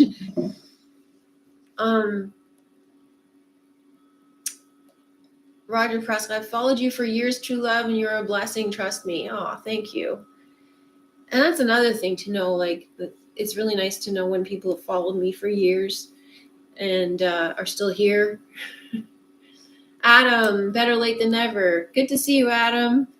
Rainbow Warrior, you helped me change my perspective on a lot of things, and it not being all doom and gloom. You're welcome. I think that's the biggest hurdle to overcome. So if I can help somebody overcome that hurdle, that's huge for me. So I'm glad to hear that. Adam, you're way past it now. Missed tons. Might as well come back later. Vedic versus Western astrology, for some, your sun sign's going to be different. It is, yeah. Stellarium, Emily, thank you. Nice to see you, Emily. But they say your ascendant and where your moon was and you're born is more telling than where your sun was. Yeah, I've heard this too, Rainbow Warrior. However, okay, so I think that there's definitely truth to that. I think that, okay, like I said, I'm not an expert in astrology, but I have studied some of it, and I do recall something about the difference between these things is that one what they dominate. So some aspects, they dominate your personality, and whoever's an expert in astrology can pipe in here, because I'm just going off of memory, and I haven't looked at this for quite some time, but that it dominates different aspects. So they're all relevant and they're all significant and important, but I think it depends on I guess what perspective you're looking at, because I do agree with what you're saying about the ascendant and where your moon was being very important. Because, however, when I was looking at Johnny Depp and his story, his sun sign is hugely important. So, and so when I applied it to my life, my sun sign was hugely important as well. So it is hugely important, but not in the way that they tell you that it is. So when I get into the Johnny Depp stuff, I'll explain it more. But yeah, it is hugely important. And, it helps determine your archetype. It helps determine what god you are and your star story. So in that sense, yes, it's very important. And you are correct in what you say about the ascendant and moon, as far as I'm aware anyway.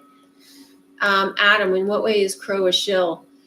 He put out that moon nonsense, and he has, I haven't looked at Crow for a long time, but he is, he's just put out all sorts of nonsense. He's a gatekeeper. So I'm going to leave it at that. Because I don't really like talking about that stuff anymore. Dathramar, the 13th sign, that was funny. Roger Prescott, 11 years of raw organic fruit smoothies, half a gallon a day, and perfect health. TrueLove, have you seen the iTerra Care Wand to structure your water? I have heard of it. I think something like that. Yeah. But I don't think you really need something like that. I think you can just, just put a label on it, put a word on it, stick a label on the glass and stare at the label for a bit and reprogram your water that way. Nobody knows. Western is a calendar based on the seasons, and sidereal is actually planets with the signs behind them, which are accurate. But yeah, both are relevant to alchemy. Thank you, Nobody Knows, and I know you know your stuff. Rainbow Warrior. Warm and fuzzies. That's awesome. Arthur A., you helped keep me sane and focused for more than 3 years. I'm very grateful. Oh, thank you, Arthur. Glad to hear that. God was bored. I'm one of your subscribers who disappears and reappears. I'm happy to have found you today. I'm an older listener in age and here on YouTube. Good to see you. God was bored. Yes, I do. I know your name, so I know that you have been here a while. You're funny. Arthur A., thank you. Adam, I'm sure it depends on which degree and house your signs are in. I'm a Sun Cancer, but my chart is dominated by more potent Leo, and my ascendant is Scorpio, which many people think I am. Your ascendant is how others see you and how you approach the world, how you start projects. Thanks, Emily. So yeah, because I think it depends on how you look at it. So if the ascendant is how other people see you, that would be important in that respect. And then your sun sign, I think your sun sign is possibly the essence of who you really are. So that's based on my research with, Johnny Depp tarot play and what God he is and what God I am and how that's played out. Maybe Trixie can talk to this. Sorry, I don't mean to put you on the spot, but I know you know something about astrology, I think, and I know that you know what God you are, so perhaps you have some insight into this if you're still here and you care to answer. I don't even know if you're still here.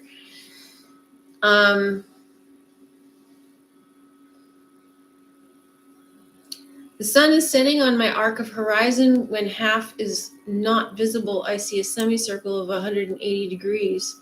Cool. That's interesting. Also, Saturn returns play a huge part in who you are and in which stage of life you are.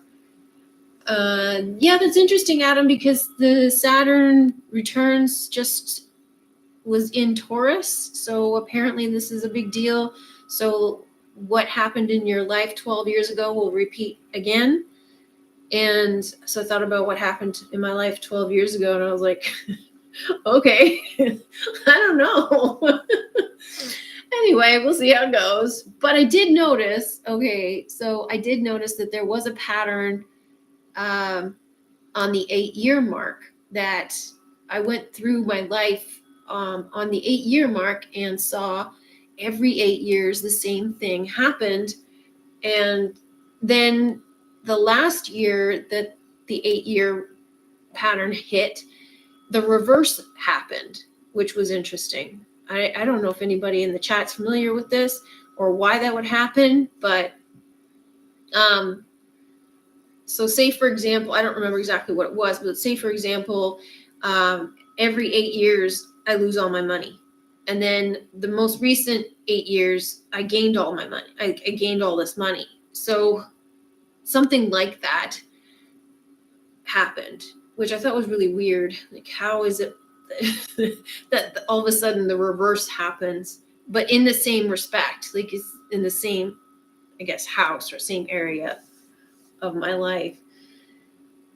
Anybody else have that happen? Anybody else notice that? Nodes are huge too. I have heard that too.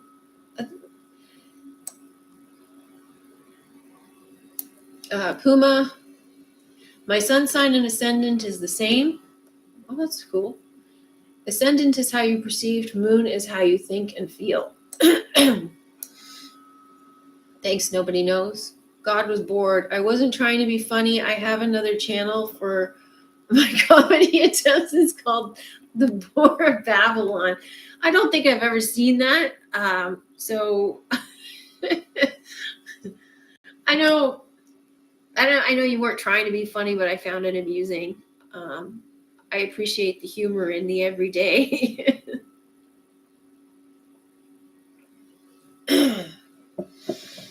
Rainbow Warrior, I resonate most with my sun sign Virgo, but I have a lot of Virgo in my chart. Well, that's interesting. We should have a full-on astrology chat. I would really I really appreciate it if there's somebody you know, or maybe one of you are really good at astrology. If you want to chat with me about it and everybody in the chat would want to chat about it, that could be fun. Think about it. You don't have to say anything now, but that would be fun.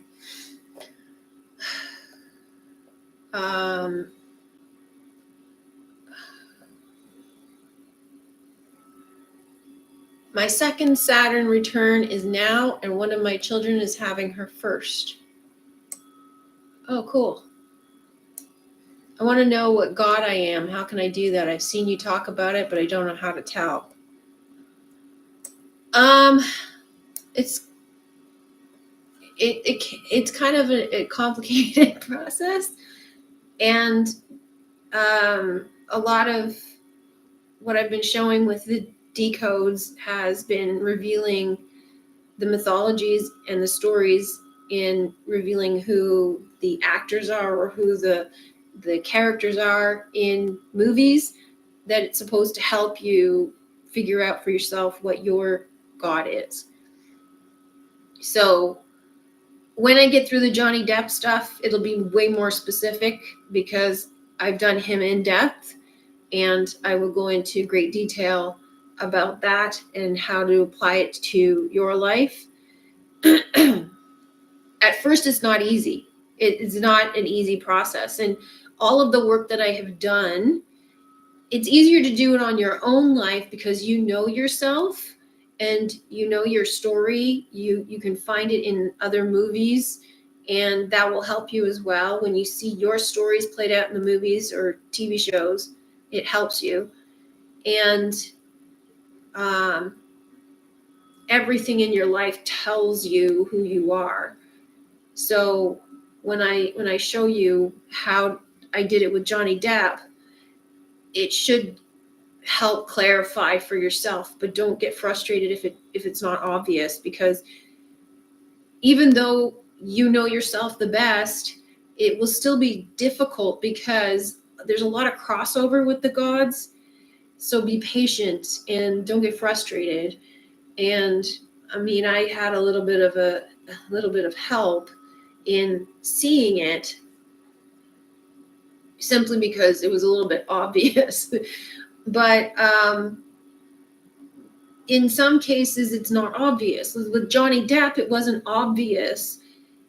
especially like I had to get to know the gods, I had to get to know their stories, and I'm still not familiar with all of them. I'm familiar with a handful, and I don't want to overwhelm myself. I kind of do it on an as needed basis. So so there's so many gods, there's so many stories, and they're all interconnected, and there's a lot of crossover, so it can get a little bit confusing sometimes. And hopefully when I get to him and explain his story, it will help clarify for you how to do it for yourself. And like I said, like the Don't Worry Darling series will definitely help you. All of the movie decodes will definitely help you, because it points out the God story, and it points out how, like, who these people are and why these people are who they are, and what to look for in terms of, if you can recognize yourself in these characters, then it's possible that that is your archetype. But I've also seen people mix it up. They're thinking that they're this archetype when I can see that they're not. So yeah. So my advice is just to be patient with yourself in the process, because it's not easy, especially at first, if you're not familiar with like, the amount of work that I've done on this stuff is a lot. And even if you think that you know what you are, it can get confusing. So yeah, I don't want to get too into it, but my best advice is to start with those movie decodes and just examine your life story, examine your information, and compare it to other movies, compare it to the myths, and start from there.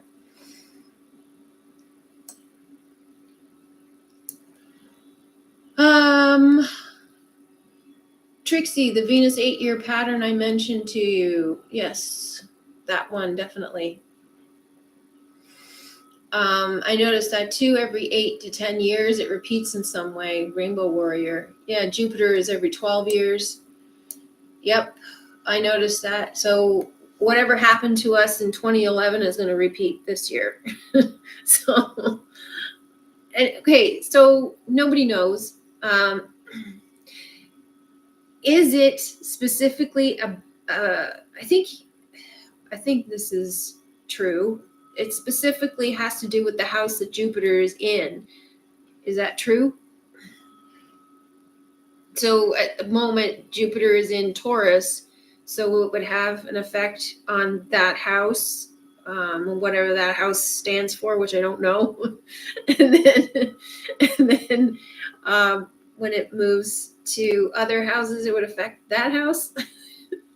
See, I'm not an expert in astrology. Trixie, I'm jumping in the car, so it's difficult to keep up with the chat now. Okay, yeah, don't text and drive at the same time. Adam, I noticed microcycles, many over a year. A lot of my tats in retrospect are reminds for this. The Hokusai painting always reminds me to ride the wave and learn how to sail the tides of cycles.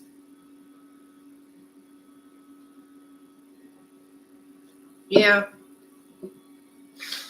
I find that the Mercury retrograde reminds me of the cycles,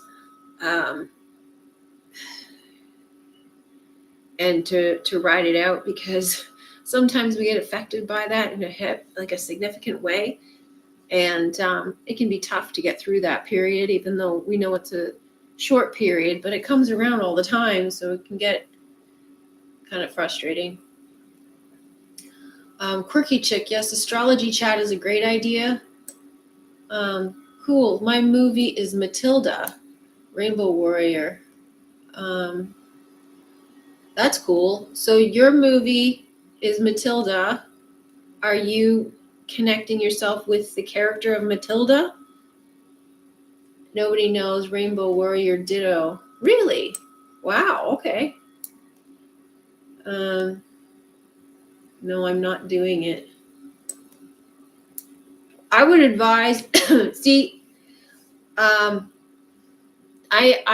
think the best thing is that you figure out for yourself what God you are, because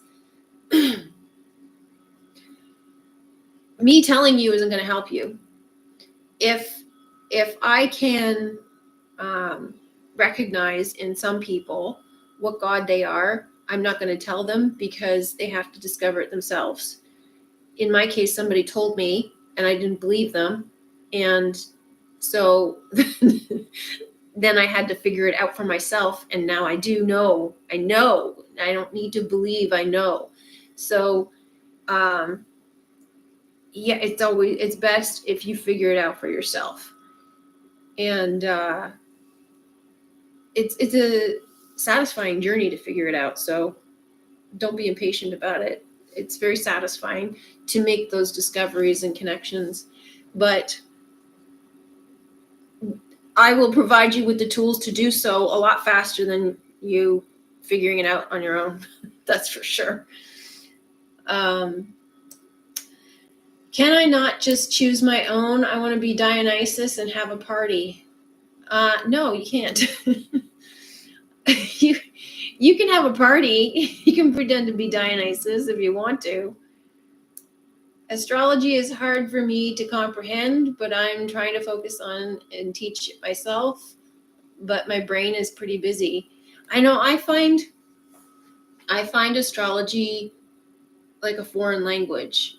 I read like 2 in-depth books on it. I wrote out my own horoscope. I wrote out my sister's like chart rather. I wrote out my own chart and I wrote out my sister's chart, and I still don't quite grasp it. But I wanted to try to internalize it. I listened to readings and stuff, and some of the stuff just goes over my head. But I think that it's beneficial for me in the work that I'm doing, that I approach it with a kind of naivete, so that I don't have preconceived notions of what certain things mean, because I'm approaching it from a different angle and seeing it a different way. But it's a much richer context for me in how it applies to your life or my life, everybody's life. So same with tarot. Like I've studied some tarot and have basic understanding of tarot, but I don't throw a card down. I can't tell you what it means off the top of my head. I don't know it that well, but I can do readings and stuff, and I have a general understanding of the difference between major and minor arcana, and the different suits and that sort of thing. But I don't have it memorized or anything, which I think is necessary for, if it was necessary for me to know astrology and tarot inside out, I would have gone that route in my past sometime. So I needed to come from it from this angle, obviously, for me to discover what I'm discovering and applying it in the way that I am. So I think it's also beneficial in knowing that you don't need to be an expert in astrology or tarot in order to understand this stuff. And I'm coming from that perspective, then I can explain it in a way that anybody can understand it, which is probably why I didn't know this stuff before. So eventually I will understand it. Eventually it will all make sense to me. I just have to be patient because I can't learn everything all at once. So I value and appreciate anybody who does understand this stuff, and they're very helpful. So that's why I think it would be really interesting to have a chat about astrology, because I think it would be really interesting.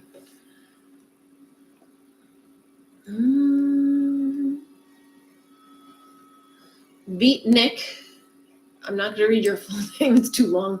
Hello, welcome to the chat. Good to see you. David Baxendale, stellarium indicates that the sun has set in the sign of Taurus. Is this the same for everyone? Is it rising in Taurus for someone somewhere, or just trying to get my bearings? Adam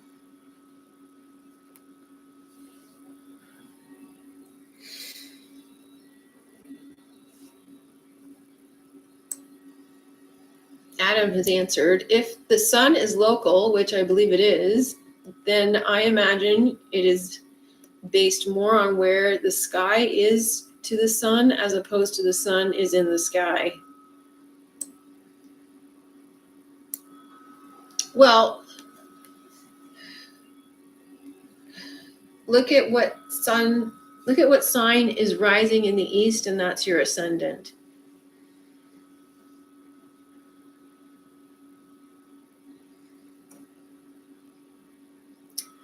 Dathramar, I need to figure out my archetype.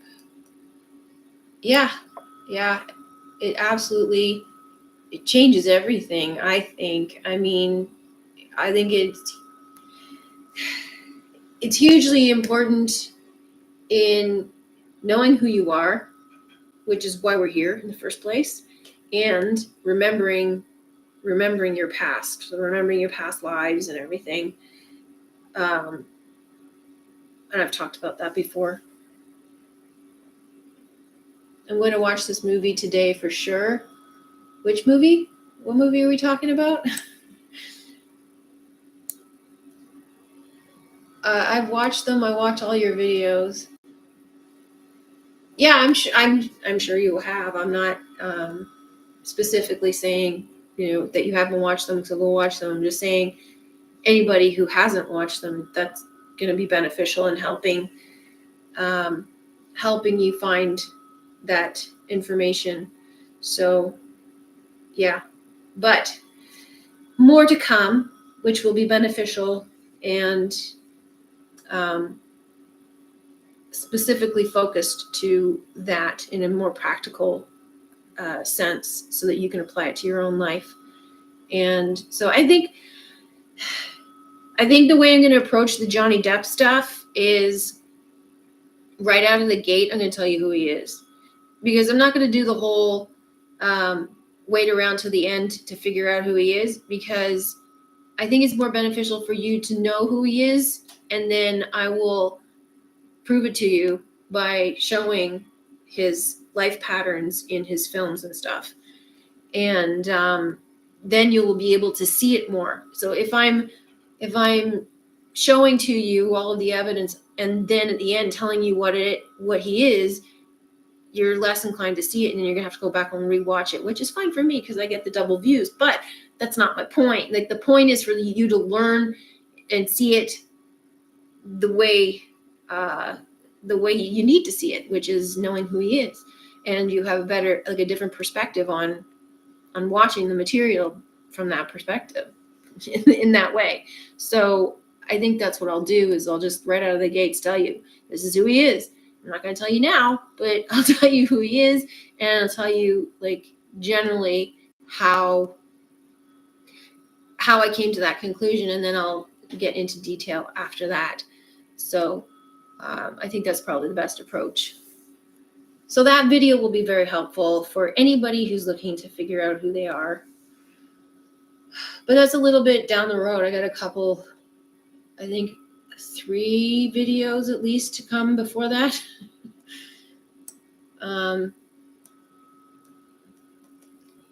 I wonder how much of that is programming too, with Mercury retrograde. Everyone tells us we're in for a hard time, and then we have one. Yeah, that's possible too. But it's interesting because I knew nothing about Mercury retrograde. I didn't know much about astrology at all until, I guess, 2018. And my friend Tara, she knew about astrology and tarot and that. And so she told me about Mercury retrograde, and I was like, what is that? And because I was going through like a rough patch of some kind, and I was like, what's going on? It feels weird. So I've noticed since then that I have felt, and I don't really pay attention to this stuff, so sometimes I'll feel things are a little bit off, and then I'll hear someone say it's Mercury retrograde, and then I'm like, oh, it makes sense. So it's possible, but coming at it from an ignorant point of view, not knowing, And then finding out that that's what it is and having that make sense, then yeah, so like there's got to be some truth to it. My movie is Terminator 2 Judgment Day. Death remark. Wow. Which character are you? Are you Arnold? Which character are you? That's a pretty intense film to have as your life story. I mean, you're gonna have more than one. I have multiple movies that tell aspects of my life, multiple, and TV shows. Some of them are more specific than others, but I can see in a lot of ways my life story shown back to me in these stories. Rainbow Warrior, yes, Matilda, the little girl getting bounced around in the station wagon as a baby. Yeah, and some of them will be very, very specific too. It's like I've heard some people, like they see a movie and they're like, oh my gosh, like this is exactly my life. My friend's name's this, and we live in this city, and the name of the street, and some of them are very precise and very like blatant.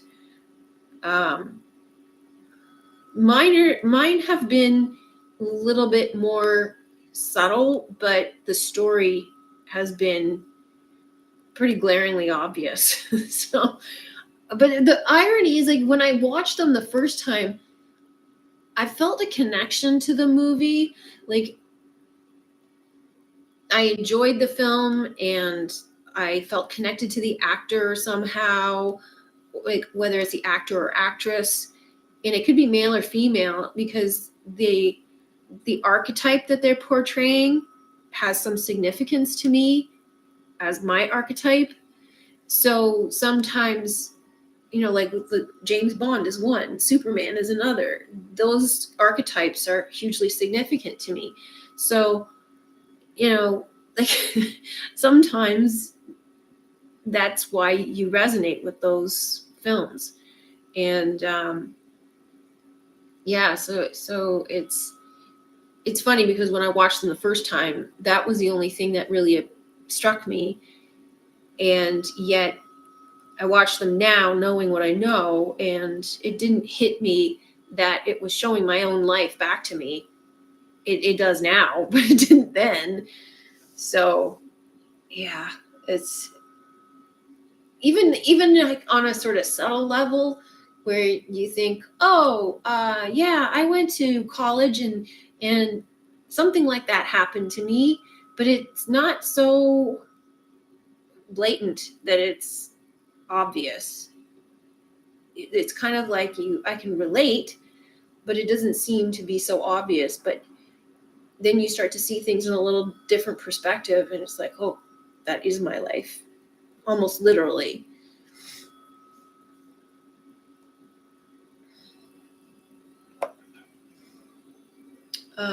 The movie Memento.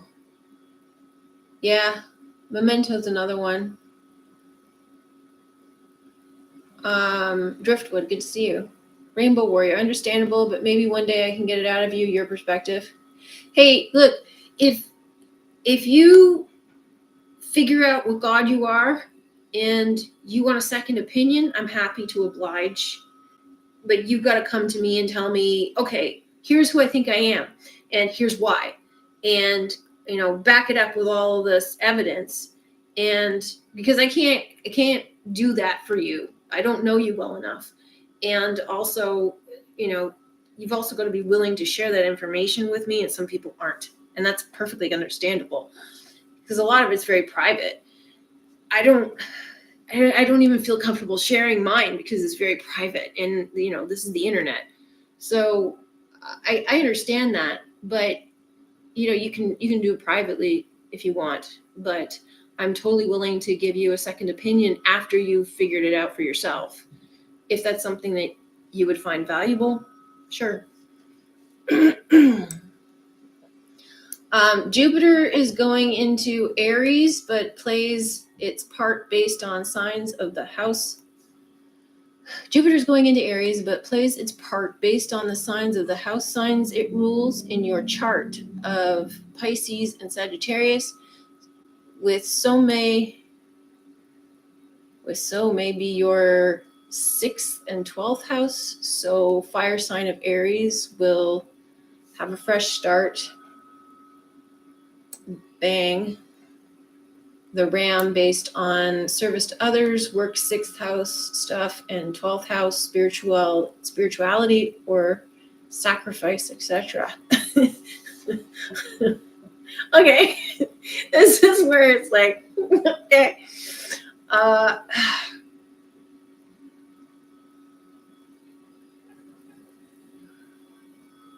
One day it will click. One day it will just click for me.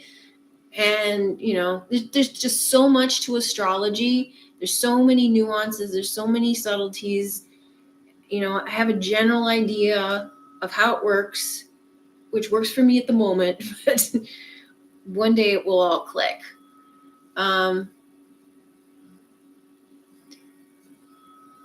Nobody knows. She knows her stuff. I plan on learning astrology when I'm 85. What good will it do you then? No, I don't resonate with Matilda. I was saying ditto to Virgo placements. Oh, okay. Gotcha. Rainbow Warrior. Terminator, that movie scared me. Astrology is learned by... I loved the movie Terminator. I thought it was great.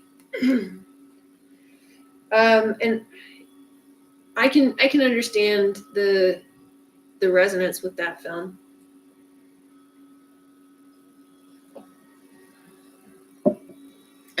Maybe I'll do Decode on a Terminator one day. Astrology is learned by learning signs, then planets, then houses and aspects. The absolute best book for learning is Astrology by Carol Taylor, full of amazing and easy to understand info. Thank you, Emily P. That's very helpful. I read the only astrology book you'll ever need is the one I read, and I read part of one by well-known astrologer. I can't remember his name anymore.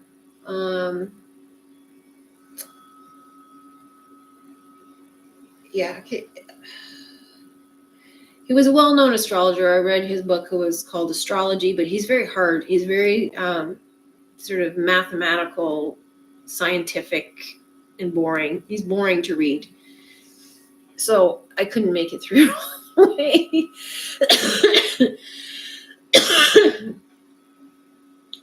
No, I don't beat Nick. So nobody knows does not read charts.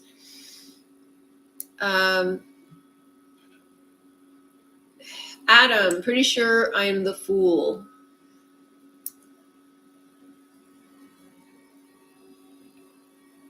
That's very insightful, Adam.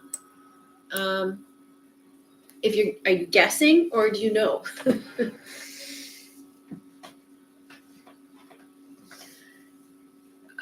Or thank you, darling, that movie. Oh, you mean Don't Worry, Darling? Yeah, you should watch that movie. Don't Worry, Darling. Decoding movies is a specialty like astrology or tarot reading. With any of those, you develop your senses. Well said, Puma. That's for sure. Absolutely. Roger Prescott, do you have any thoughts on the Mandela effect? Yeah, I did 2 videos on the Mandela effect in 2020. I don't believe in the Mandela effect. I think it's a psychological operation. And anyway, that's basically my opinion. And I've done a lot of research on it too, so I'm not just throwing it out there casually. And anybody who follows my work should know this, that I don't just throw stuff out there. But yeah, that's my opinion. Why do you ask? Nat, thank you, Emily. Adam, imagine Johnny Depp sees your video. That would be awesome. You know, it's funny you say that because in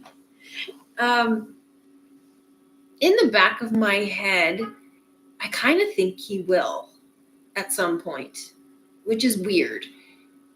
So, okay, I have this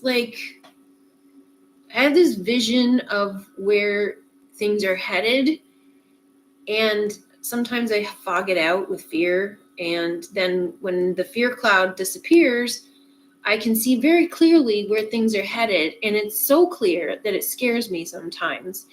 And so it's just so vivid, and I didn't really put it there. It's not like I visualizing through law of assumption or law of attraction. I didn't sit here and say, this is where I want to go and this is what I want to do. It's just there. And going through the last few years and the knowledge I've accumulated and the things that I've seen and just where things are headed and what's happened in my life, and kind of the roads that have been closed to me, it's kind of like, yeah, you're going in this direction, whether you like it or not. and like I said, sometimes I can see it, but sometimes this cloud of fear comes over it and I can't see it very clearly. But when it's gone, it's vivid. And so part of that vividness is, at some point, he's going to see my videos about Johnny Depp, about himself, and he's going to have a chuckle. He's going to find it funny. And because I think he knows who he is. And, the whole hidden hand thing, the people with the hidden hand, they know who they are. So he's one of the hidden hand people. Prince Harry, one of the hidden hand people. So Prince William, Prince Charles, hidden hands. So they're the ones who orchestrate this realm, they're the power people. So yeah, I kind of think that's going to happen, which terrifies me, but I know he's going to have a chuckle. I think he's going to find it amusing. I would find it amusing. Could you imagine? So I'm approaching it in a very sensitive way, in a very respectful way. I have a lot of respect for Johnny Depp. I have a lot of respect for a lot of Hollywood actors, and a lot of truth people don't like that. I've worked with them. They're people. They're going through this experience with us. They just happen to know a lot more than we do. And you may not like them. You may not have respect for them. I have respect for them just as I have respect for you. Even if you don't have respect for me, I have respect for you and your role here. Even if you're a hater, that's your role for, interacting with me. Your role in that moment is to hate on me. As much as I hate it and I don't like it, I respect your role. So yeah. Anyway, I find that interesting that you say that, because I think that it would be funny and I think that it would happen.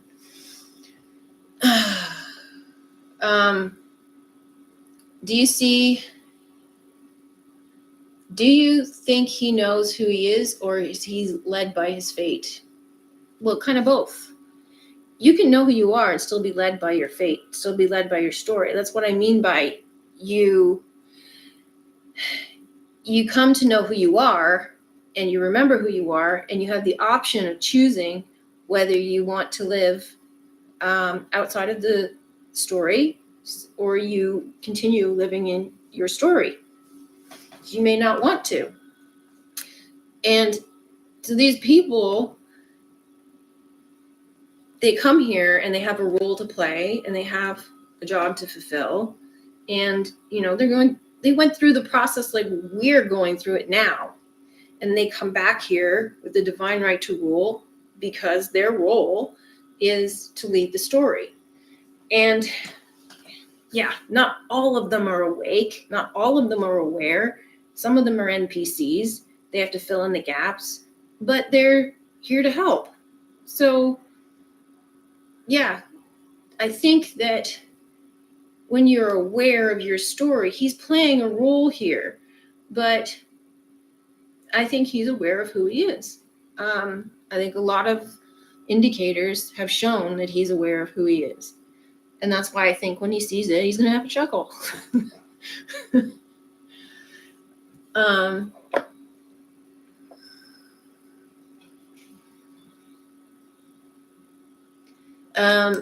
Rainbow Warrior, Johnny Depp, if you're watching, yes, I will marry you. That's funny. Beatnik's got some competition here. You guys are funny. Drathamar, I feel like I'm John Connor. Everyone around me teaching and preparing me for some unknown future. Oh, that's interesting. That's okay. That's cool. I would suggest to you, if you think you're John Connor, take a look at the actor who played him and the other roles that he played and see if those resonate with you as well. Because if you resonate with his character, chances are, if you are his archetype, then he's going to present to you much more in that same vein. That's one way of finding out who you are.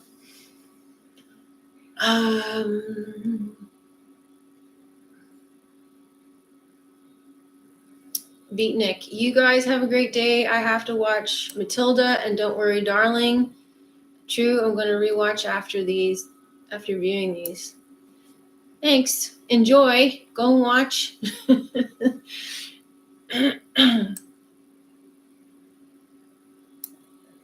Rainbow Warrior, thanks. I always find your perspective valuable. Thank you. Have a good day, Beatnik. Adam, my moon is Aries, and I'm feeling this way. And I'm feeling this way recently renewed. Cool.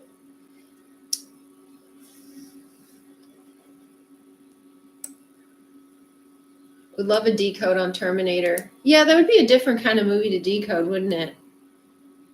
I might do a more casual review of some movies, like I just did with Triangle, just sort of casually, flippantly telling you through the chat. But the ones that deserve an in-depth look, I'll do a proper decode. But then I might just like do a TrueLove chat, TrueLove talks or something on other movies that are of interest, but I don't want to do a whole grand production on it because they take so long. But there's just so many important clues in these films that it's worth bringing it to light and mentioning some of these things. I just have to find a better way of sharing this information so that I can get out more information in a shorter period of time, because videos, unless I'm just sitting here talking, videos are so time consuming, and I like to make them interesting and visually compelling. I don't want to just throw out junk, and I don't want to waste your time either. Like, you're more inclined to watch a half-hour video if it's visually compelling than if it's a half hour of me clicking on stuff and rambling and, going, oh, wait a second. I think it's here, and finding a file, and then, oh, let me get that website. Like, if I'm totally disorganized and you're sitting through that, like, that's totally disrespectful of your time.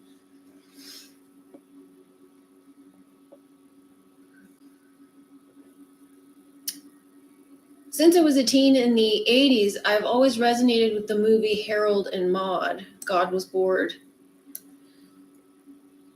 Yeah, so maybe take a look at that movie and figure out why. What is it about the characters or the story that resonates with you? Rainbow Warrior, Roger, I knew I recognized you from Shane's channel. You used to be in the live stream back in the day when he used to have fun videos. Who's Shane? I don't know who Shane is. Dathramard, have you ever looked into the story of River Phoenix and Johnny Depp's supposed involvement that night, and other people present at his club. Seems like there's a lot to do to decode in that story. Thank you for bringing that up. I kind of surface level looked at it. It popped up in my feed because he died on Halloween, like the night before Halloween. And it popped up in my feed one day, but I haven't looked at it in detail. So it might be worth looking at because of the significance of the event and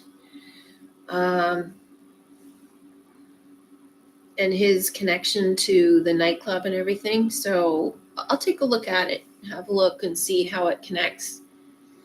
Because I can't even think off the top of my head how it connects right now.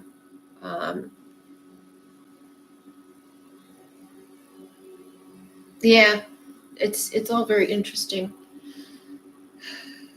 Respect them because they are actually helping us wake up, Adam. Yeah, exactly. I respect them for that. For sure. I mean, it isn't about idol worship or celebrity or any of that. It's respect for them helping us wake up. And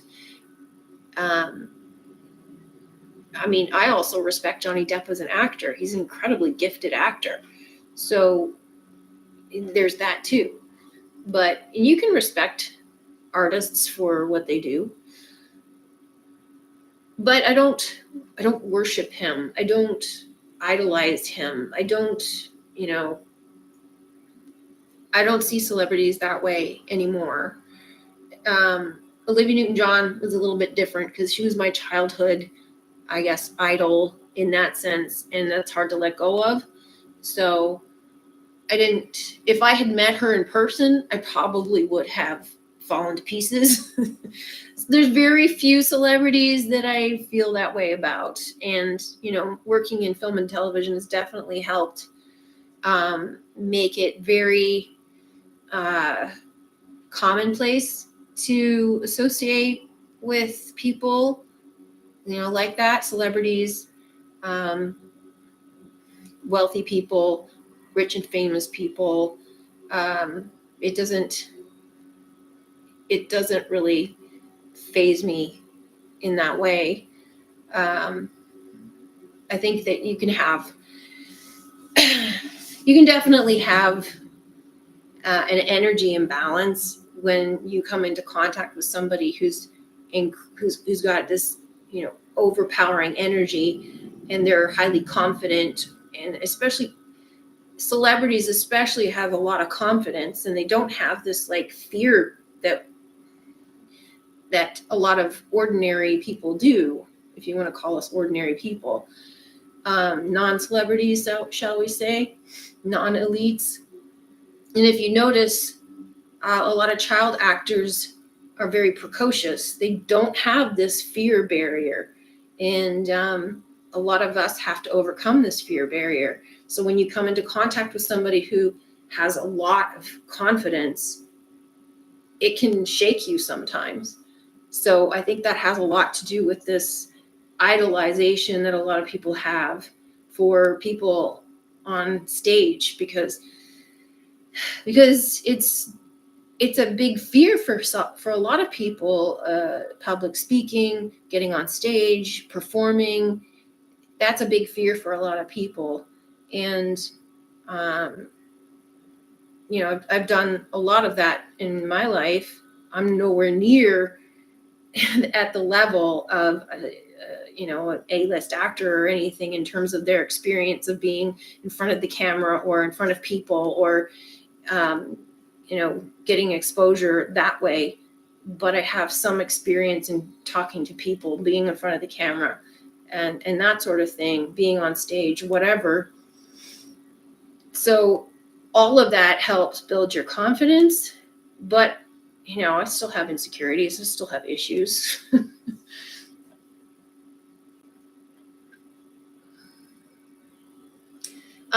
Driftwood, angel heart kind of freaked me out. Not scary, just struck a nerve.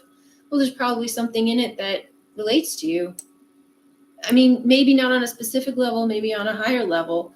I mean, it doesn't always have to be a personal thing. It could just be striking a nerve within you because there's a truth that it's about to reveal to you. So it could be that too.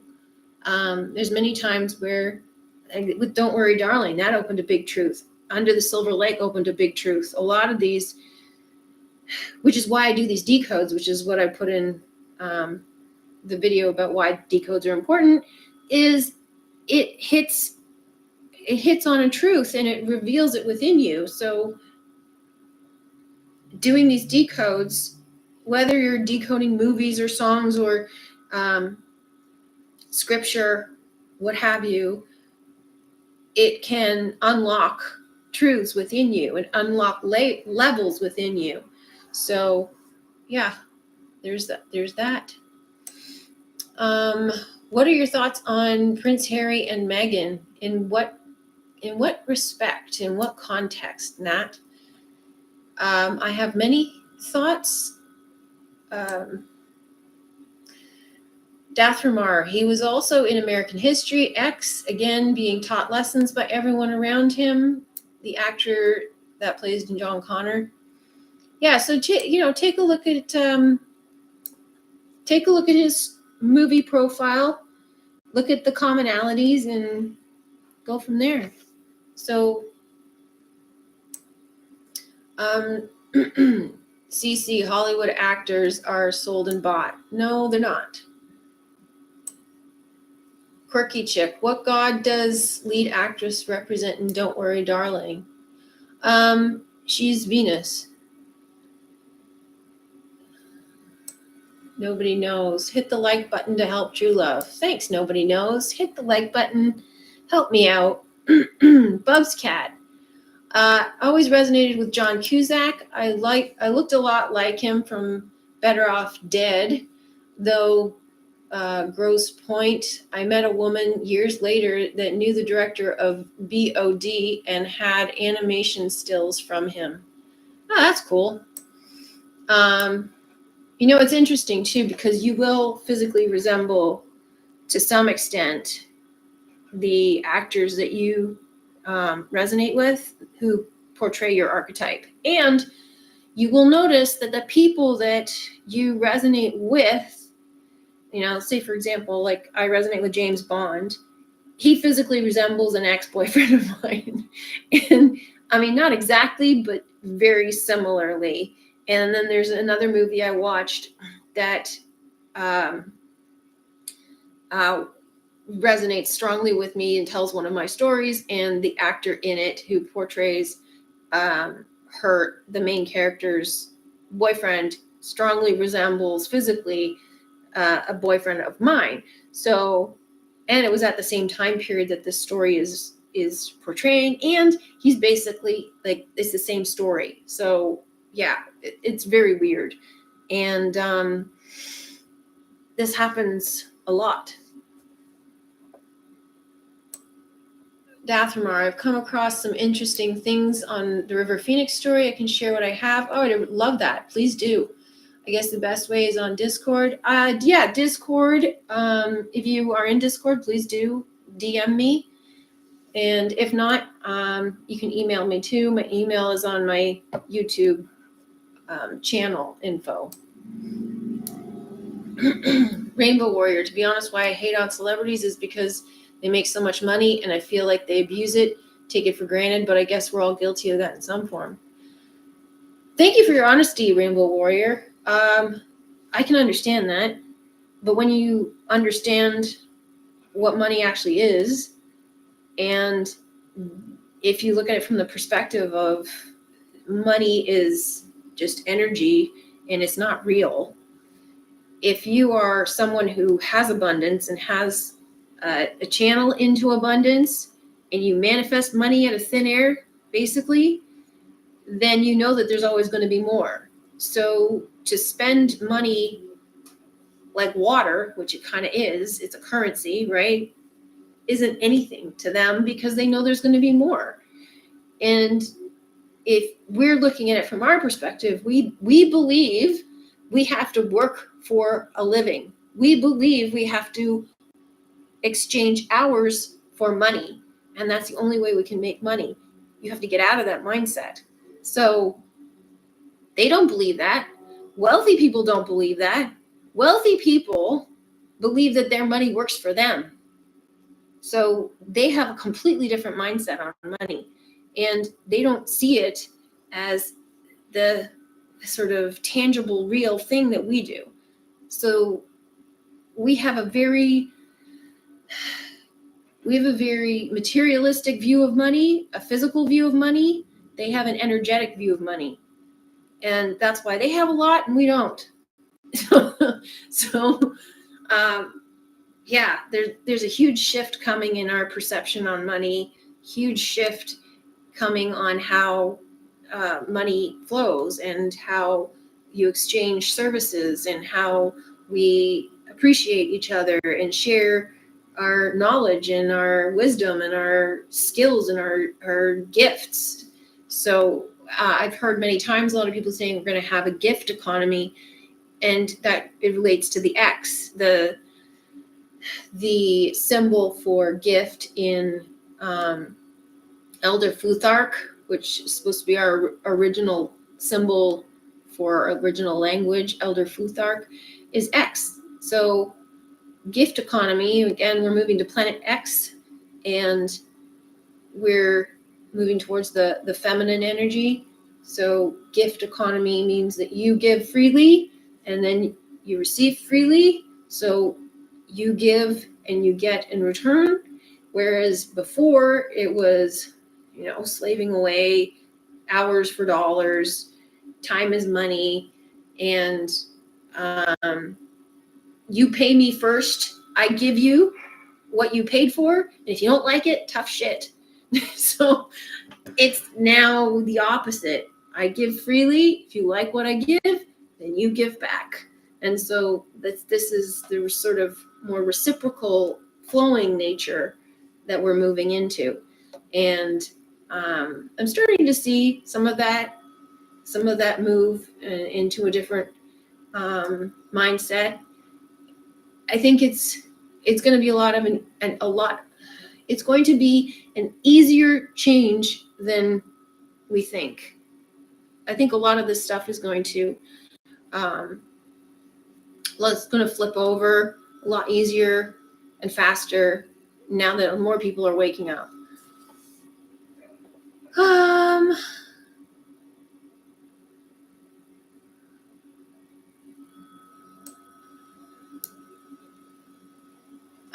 Driftwood.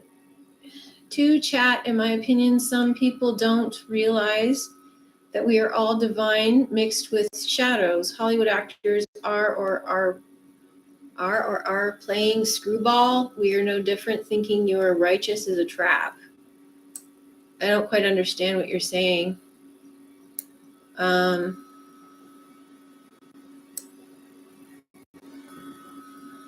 It's not clear to me what you're saying. Emily P. Bubscat, I was born the same day and a year as him. Oh, interesting. Home Alone is another movie I resonate with. Speaking of child actors. Oh, interesting. Okay. That's quite a contrast. Nobody knows. Got to run, catch up with the rest later. Okay, thanks for joining me. Bye. For joining us. CC, the world is a stage, not a market. Oh, thank you, Adam. That's very poignant. Emily P. I looked exactly like Molly Ringwald when younger. Pretty in Pink is my film.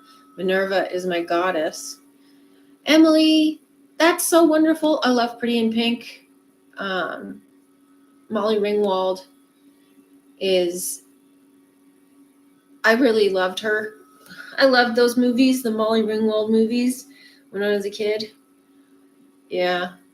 It's funny because my sister and I, those were our films. All of, what was that guy's name? All of his movies we loved.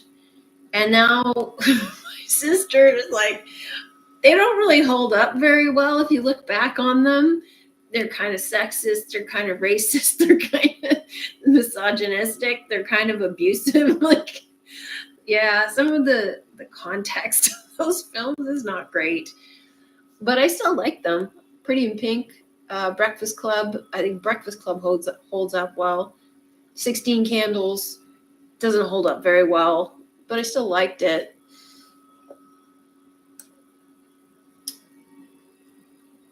Eternal Being, good to see you. Listening but working, loving the conversation. Oh, thanks for popping in the convo, letting us know you're here.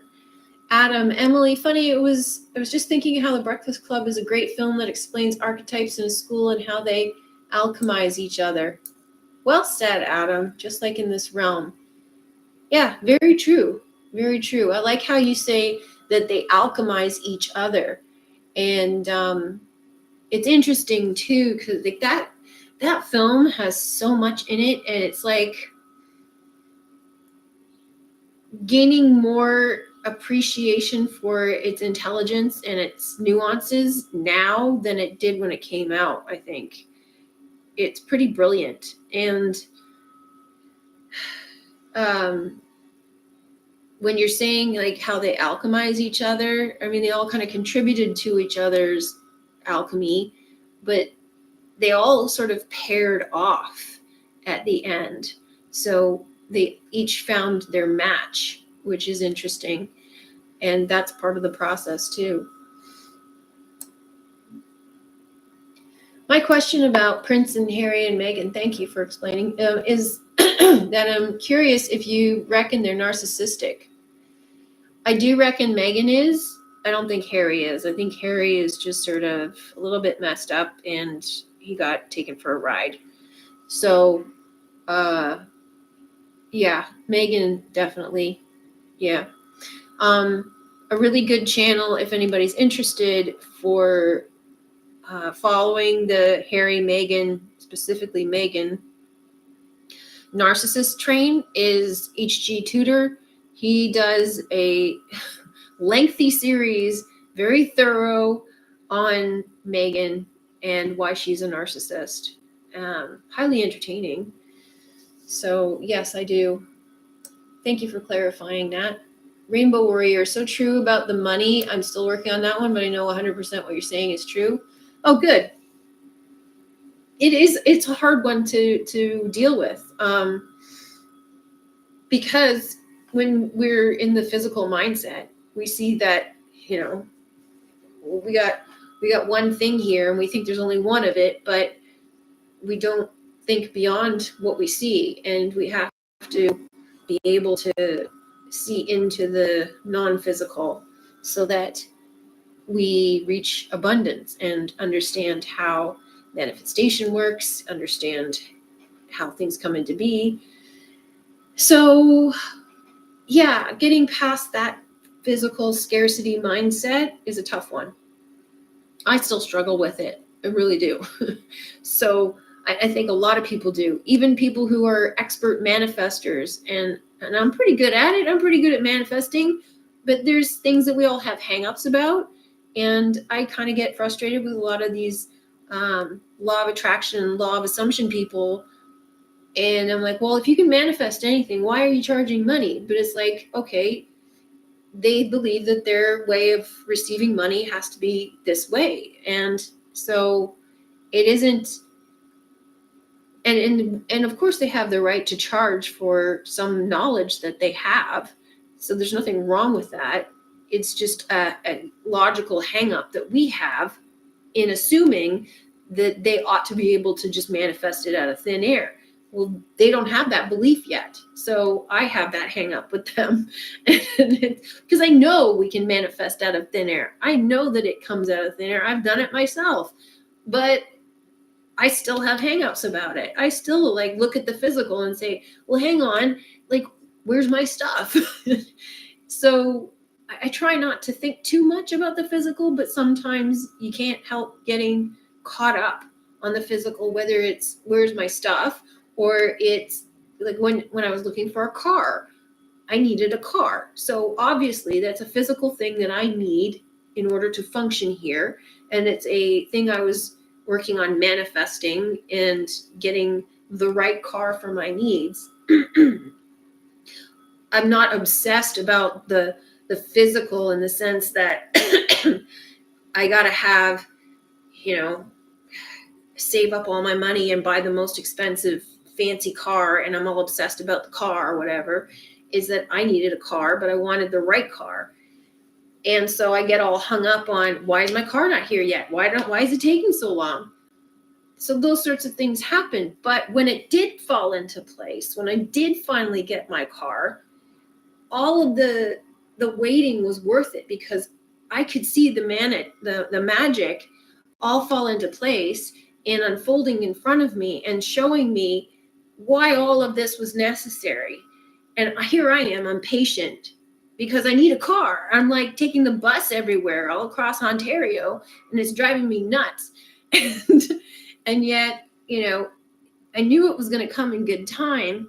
I just didn't have the patience for it. So yeah, we all have hangups. We all have, beliefs that we have to shed and deal with. And so, when I see somebody who's, a law of attraction expert, they very well may be an expert. Doesn't mean that they want to manifest a mansion. Doesn't mean they want to manifest millions of dollars, but they're manifesting what they're comfortable with. They're manifesting what they want, and that's what they want. So or my expectations or somebody else's expectations of what it means to be a master manifester doesn't necessarily have to match what theirs is. And so we kind of put that on to these people who portray themselves as expert manifestors. They very well are. I mean, they talk about manifesting and tell you how to do it, but they don't need to have the perfect life. Nobody does. So, I have a hang up about that too. So yeah, we all have them.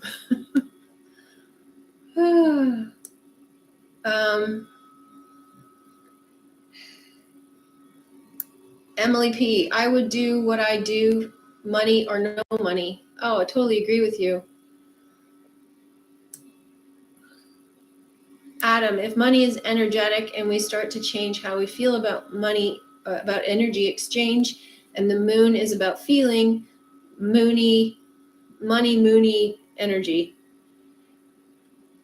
Yeah, it's a good way of putting it. Money is also money, moony. It could also be one eye, matrix, moony, the one eye, mon eye, because on the back of the dollar in America anyway has the one eye symbol on the pyramid. But it could be moony, as in the moon. Rainbow Warrior, I believe that too.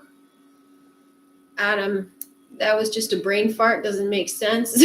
But when I see the word money, I want to associate with feeling, for sure. Girls can't handle the smoke, but what is that? What is? Is that like lyrics from a song or something? Because I don't know what that is. The comment section is limited. I tried to abbreviate my thoughts so much that didn't come out right. Yeah, that's understandable. It's hard to do with the limited number of characters that you have here. It's not easy to get thoughts across. Start with an asterisk and make a thread, driftwood. There you go. I love how everybody helps everyone in our chat. Joel, good to see you. You got a live again. Yay. Every Sunday, I'm here at 2:00. Last time I had to move it to 6:00. So if you missed me last week, that would be why. Driftwood, Adam, no, there should be a limit on live. Adam, I need a new car now. I'm going to try what do you suggest? Okay, so since you asked, the process that I went through with my car, the reason it took so long was because I was focused on what I thought I wanted. I thought I wanted, a cheap beater, because at the time I didn't care. Okay, so here's another thing about money. At the time, I didn't care. I didn't care about holding on to material things. I didn't care about what things looked like. I didn't care what I looked like. I didn't care about clothes. I didn't like nothing. I didn't care about the material at all. Wrong, wrong, wrong. All of these like spiritual gurus and everything tell us not to care about the physical. And this is a lesson that I had to learn, because you damn well have to care about the physical. The physical is part of the experience. The physical is part of you. So if you don't care about the physical, it means you don't care about you. So yeah, you have to care. You have to not be attached. It's different. Not being attached doesn't mean that you hate it, doesn't mean that you don't value it, doesn't mean that you don't want anything, doesn't mean that you aren't appreciative of the physical things in your life. It just means you're detached from it. You understand that it is here to serve a purpose. You understand that that it comes and goes, that it's temporary, it's not permanent, and you accept the things into your life as you need them, and you let them go when they need to leave. And even that's hard to do. And you don't cling to things, and you're not materialistic, and you're not putting all your identity into stuff, because it's pointless and a shallow existence and not why we're here. So you value the things that you have in your life. You appreciate what you have in your life. You don't need to be a minimalist. You don't need to have no money. You don't need to be broke. You don't need to be poor. You don't need to be homeless. You don't need to be a monk. All of that's bullshit. So you just need to live the kind of life that you want to live, and value the kind of life that you want to live. Appreciate the things that are around you, and appreciate them while they're in your home, or for the purpose that they serve, and they will appreciate you, because you have to look at these things as an extension of you. They're still a living entity. There's still energy in them, right? So like when you're seeking something, it seeks you. So when I was seeking my car, I was thinking I just wanted a beater. I was like, I just want something cheap that's not going to break down. I don't care what it looks like. Well, that's not true to who I am or what I like at all. I don't feel comfortable driving a piece of junk. I like cars. I like cars. I enjoy driving cars. I like being in a car that makes me feel good. I like being in a car that drives well. I like being in a car that has some pep and some speed, but I also like it to be economical. I also like it to be practical. I like it to look good. So these are the sort of standard things that I like about a car. And I was ignoring all of that because I was in this stage of, I don't need this stuff. And that was totally against what I feel comfortable with here. So it wasn't coming. I was going out looking at these cars that didn't suit me. I didn't like them. They were clunky. They were broken. They were dirty. And so I was going through this sort of sifting process, like Abraham Hicks talks about it. I was going through a sifting process of likes and dislikes, contrast, as she calls it, and realizing that this isn't what I want. And I put an offer on a car. I was going to buy this car. It was a sedan. It was a Nissan sedan. And I really liked it, but there were problems with it. It needed deep cleaning, and there were a lot of other issues. And I was kind of getting to the end of my patience. My dad was too. He was helping me because I needed a car to look around and find a good car. And, you can't really go there on the bus, although I tried. So we looked at this car. I put an offer on it, and he was being a pain in the butt. And it just didn't feel right. So I reneged on the deal. I said, yeah, I don't want it anymore. And so as I was going through the process, I realized that there were certain things that I wanted in a car that I didn't even include, like I like a car that drives well. All the other cars I was looking at didn't drive well. They didn't have good pickup. And some of them were not economical. They were so old that they were eating up fluid or eating up fuel. So all of these things were adding up. And I think it took me about 6 to 9 months or something to find a car. And 9 months. So anyway, I tried all sorts of manifestation stuff. None of it worked. And there was a point where I was going to these car lots and I saw this Mitsubishi Eclipse and I thought, oh, that's a really beautiful car. And I just assumed it was out of my price range, but it stuck in my head. I thought, that's beautiful. And then I saw another one in the the ads section of the car sales book, whatever it's called, Auto Trader or whatever. And I thought, it's just a beautiful car. And I saw it was like $5,000 and my budget was $3,500.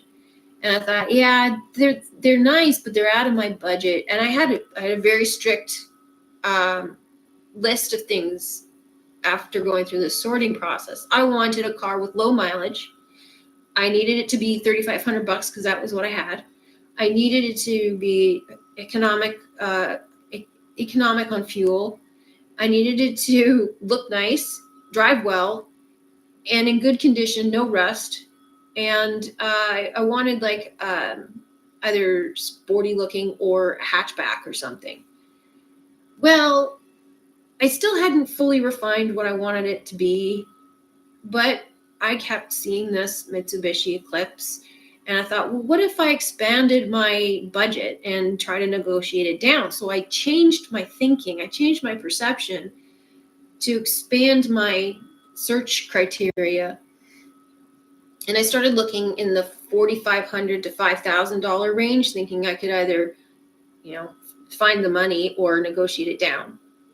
And I saw this car. It was a Mitsubishi Eclipse, and it was $4,500. And it was it had 118,000 kilometers on it, even though it was 2008. And I thought, am I reading this wrong? How does it have such low kilometers on it? That's ridiculous. So anyway, I was like, okay, well, let's go look at it and nothing to lose. And it was Thanksgiving weekend. And I called the guy up and I said, can I come look at it? And we kind of made a time. And then I remembered it was Thanksgiving, so I canceled. And then I rescheduled for the next day. And he didn't give me his address, but I recognized where he lived because he lived in my neighborhood and I could have walked there. So I went to go see his car and I was like, this car is flawless. There was no paint damage. There was no scratches. There was no rust. There was no damage. It was clean inside. It had 118,000 kilometers, almost like brand new. The only thing wrong with it was it had no air conditioning. And he wanted $4,500. And I said, are you flexible on the price? And he said, well, yeah, well, what's your price? And I said, $3,500. I thought, there's no way he's going to take it. He took it. And it was flawless from there. Everything went smoothly. I knew in that moment that this was my car and nothing I did that was going to get in the way of me getting this car, because I tried to cancel the appointment. I didn't think I could get it because it was out of my budget. I didn't have a lot of confidence in getting it because it was out of my budget. And I almost canceled the meeting, and he didn't even give me his address. I just showed up. So there was nothing that was going to prevent me from getting this car because the universe knew that this was the car I wanted. So anyway, my advice from that story is know what you want. Don't back down on it, and just appreciate what it is you like about the car, the qualities that you like about driving, the qualities you like about cars, and don't compromise. I mean, the fact that I thought I wanted a beater and it didn't align with what I liked about cars was why I wasn't getting any headway in the car. So I had to shift my thinking about what kind of car I really wanted, because I wasn't going to feel comfortable or confident driving a car that I didn't like. And I am so grateful that I have this car. I love this car and I enjoy driving this car. And I think it's important that you enjoy driving your car. So I don't think I would enjoy driving a cheap little beater that has problems or doesn't look right. And, I'm glad I came out of that phase. So anyway, I hope that was helpful. And be patient. Trust that the process is going to work for you. And you can apply that to anything.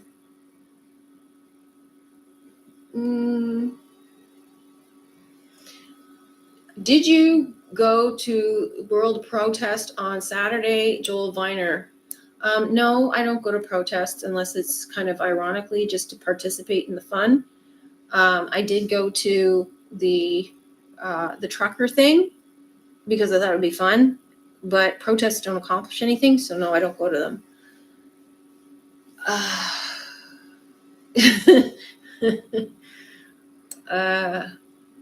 Beautifully said. You're welcome. Hope you appreciate it. Sharing my secrets of chaos would be a disservice to the community. That's a quote from the Breakfast Club. Oh, okay. Thanks. How do you feel about digital currency they want to bring in? Neutral. It's going to happen, so kind of get used to it is my feeling about it. Everything that has been told to us about how bad things are going to be has never come to fruition. So I think it's more scare tactics than anything. But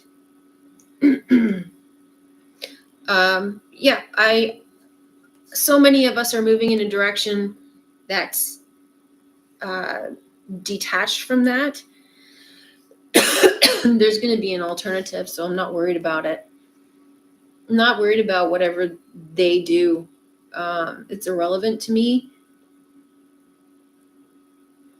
Adam, preach. You're welcome. Sun Tzu, good to see you. Physical is where we are. I love life. I'm so grateful I am here, although it's agony and ecstasy. Yeah, I mean, like I was saying before about the whole physical thing, we appreciate it, but the thing we should be living for and living from is internal. So I spend most of my time, I appreciate what I have, and I appreciate where I am, and there are things that I want, but I'm not going to obsess over them, and I'm not going to get down on myself or anything because I don't have them. I mean, I occasionally get down on myself about finances sometimes, but I know that eventually it'll sort itself out somehow. So for the most part, I'm pretty detached and pretty balanced about it. And then I have my moments. Gurus will tell you not to care about money and then offer their book for sale. I know, that's the irony, is that they'll tell you not to care about money, but they care about it. And it's like, okay, that doesn't make sense. It's like, it's not that I don't care about money. It's that it isn't top priority for me. Truth is top priority for me. And money is important to live here. Money is a tool, is a necessary part of living here. So it's not that I don't care about it. You treat it with respect, and you treat it with appreciation for what it does for you here, but it isn't like, the sort of commercial, capitalist perspective of being in the game of chasing the dollar. I'm not interested in that. I don't want anything to do with that. I hate having to monetize my channel. Fucking hate it. But I need income, and it's not doing anything for me. But it's, potentially maybe down the road it'll do something for me, but right now it's not doing anything for me. But, that I got to find some way around bringing in some income so I can live, So these are things that you still have to do here. You can't totally be ignorant of that. And you got to appreciate it for what it does as a tool for living here. It doesn't mean that I hate it. It doesn't mean that I don't care about it, or I, disrespect it. And I don't hate on people who have it. And I don't, disrespect people who don't have it. So, it's an up and down kind of, sometimes you have it, sometimes you don't.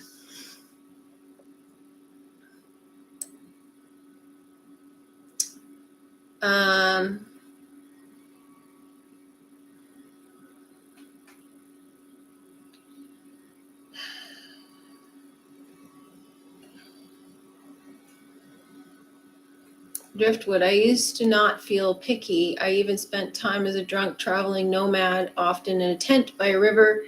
When you get middle-aged, you want to feel comfortable. I'm not as rugged as I once was. Yeah, when you're younger, you take a lot of risks. And I've done that. I moved around a lot. I moved countries. And it wasn't a nomad or anything, but I did hop around from place to place, and I didn't have like my own stuff around me, and I was okay with that for a while. And I guess you could call that minimalist. I hated it after a while. It was fine for the time, but then it was like, no, I want to be in my own place, surrounded by my own things, and I want to start creating a home. And so I moved back to Canada and started working towards that. But then I, still bounced around. I still moved around. Like, I've moved so many times, kind of out of necessity. And now I'm here. I want to, stay here for a while. I kind of need to, because my primary focus is on videos at the moment. And I can't, and this is like, I get frustrated sometimes talking about wanting things and where's my stuff. I get frustrated sometimes talking to source saying, I would like to have a more comfortable lifestyle. I don't want to be worried about finances. I don't want to be worried about all of this stuff. And it would allow me to focus on creating videos if I didn't have to worry about that. And so there's language that's coming back to me as to why it's necessary that I'm here, why it's necessary that I am in this position. And if I was super wealthy and, say I went and bought a house and I won the lottery or something, I wouldn't have time to make videos. I'd be off decorating my home and all this sort of stuff, which would be a little bit frustrating because I know that this is my purpose and what I'm supposed to be doing. So I feel like I'm spending time on something that doesn't really matter, but it does matter because it's trying to make a nice home for myself, which is important too. But, there's got to be a balance there. So if you had certain things in life, like the universe seems to know when you need them, the universe seems to know now's not the right time, not necessarily because you're not lined up to it, but because you've called for something greater, and that has more weight to it. That has more significance to it. So we're here sitting going around, well, I want my stuff. And the universe is like, yeah, but you want this more. And this is more important. So you're not going to get this until you get this. And that's not something we're privy to. It's not something we're aware of until after the fact. And then you look back and you're like, oh, makes sense. I get it now. Which is like with the story about my car. I was like, well, why am I not getting my car? Because now's not the time. You want something more. We know you want something more. And when you realize you want that more, then you'll get your car, because you're not going to be happy with that. That's not what you want. And we know it's not what you want. So trust us. We know what you want and we know where it is. So yeah, it's frustrating because I forget about that a lot. So yeah, right now I'm very content with staying put and not traveling around and not being a nomad and not being homeless or transient or hopping from place to place and moving every 6 months. It's exhausting. I don't have the energy for that anymore. I like being in one place. I like having a slowed down, slower pace of life. I don't want to do the jet set stuff. I don't want to be caught up in, like the whole idea typically with being online and all this stuff. I fucking hate it. I like being on YouTube, don't get me wrong. I don't like the politics and the game playing and the social media bullshit, marketing, game playing. I've never liked it. Back in 2006 when I first learned about social media, I never liked it. And I was in marketing, advertising, worked in advertising for 7 years, and I hated it then. I hated the game playing, I hated the politicking, but that's what advertising is all about. And so I don't like that.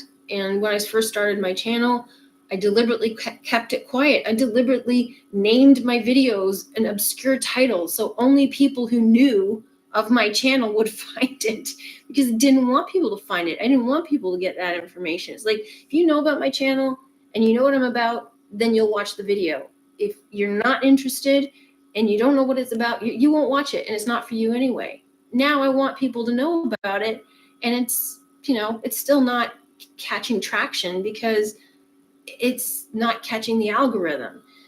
So because I don't play the game, I'm not interested in playing the game. And you kind of have to. So the whole idea of being on social media with the whole influencer stuff, the influencers, they play the game. They know how to play the game because they're told how to play the game. They have hired people to help them play the game, and they swamp all of social media. So people like us who are just trying to get information out and don't have a team and don't have the resources or anything, I mean, even in time, the resources to put all of that stuff out, don't have it. You don't win the game. So I don't play it. What's the point? I don't see the point, because I'm never going to win it. But that lifestyle, my point is, that lifestyle does not appeal to me. It is like being chained to something and becoming something. Somebody called me an influencer once, and I was like, no, I'm not an influencer. Don't call me that. I'm just somebody sharing what I know. That's it. And I happen to be able to use YouTube to do it. And I think that word influencer is stupid. Like, influencers are people who are pure and simple. They're just marketing shit. They're marketing crap to you. They're there to sell you stuff. That's all they do. I'm not here to sell you stuff. I'm here to share what I know. If you like it, great. If you don't, fine.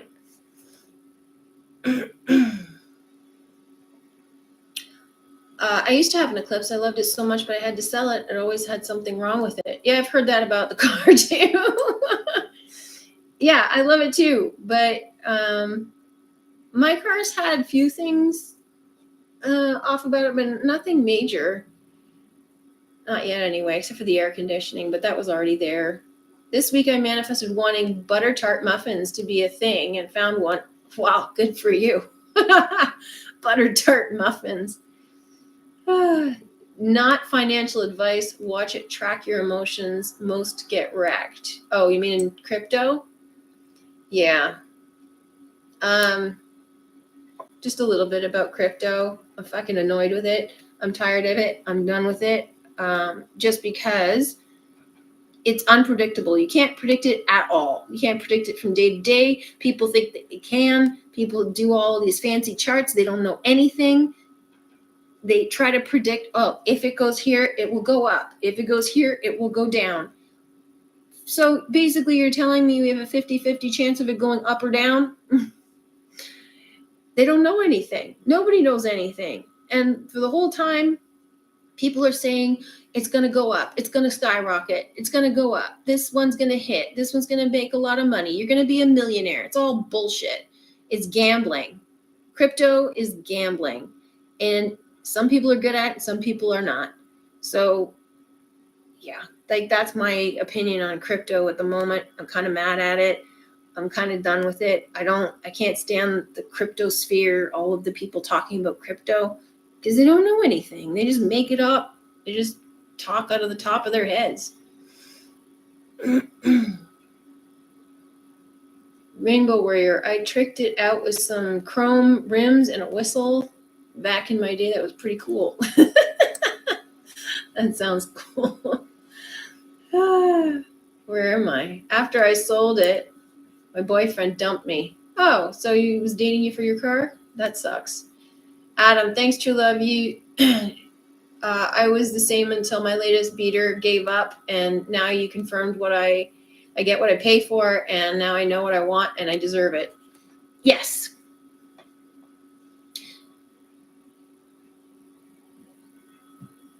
Yeah, there's no need to settle for something because you think it's spiritual or you think it's, the right thing to do of being spiritual or holy or whatever. If you want something, why shouldn't you have it? And again, I'm not saying that you should obsess about material stuff. It isn't about that. It's just, it would be nice if I had a beautiful car. It would be nice because it would enhance my experience here, make me feel good. It would uplift my spirits. It would give me a better experience here in the physical. And then, because if you're driving something that you hate every day to work, it's going to bring your energy down. If you're driving something you love and you feel great in it, it's going to bring your spirits up. You're going to go out in your car and you're going to enjoy life. You're going to go out and enjoy the world because you're going to want to be in your car more. Stuff like that. If there's something that you want that's going to make you happy, why shouldn't you have it? But don't hinge your happiness on that. I'm happy that I have this car, but I don't hinge my happiness on having the car. It's just something that every time I step into that car, I feel good. Every time I look at that car, I feel good. It's just a bonus. Same with my cat. Every time I see Ixie, she makes me feel good. She gives me a giggle. She gives me cuddles and kisses, and it makes me feel good. But I don't hinge my happiness on Ixie. I don't hinge my happiness on the car. They just add to my happiness. They're part of a manifestation of my happiness. So that's kind of how you should look at things. And you figure out for yourself what works for you. But don't make it part of your identity. Don't make it the end all and be all of all existence, Getting used for an eclipse is pretty Ronald Reagan. Oh dear. Yeah, he had the nerve to try and get back with me about 10 years later. Oh my God, he stole my guinea pigs. I'm sorry, but it's just funny. Oh, I'm sorry you stole your guinea pigs.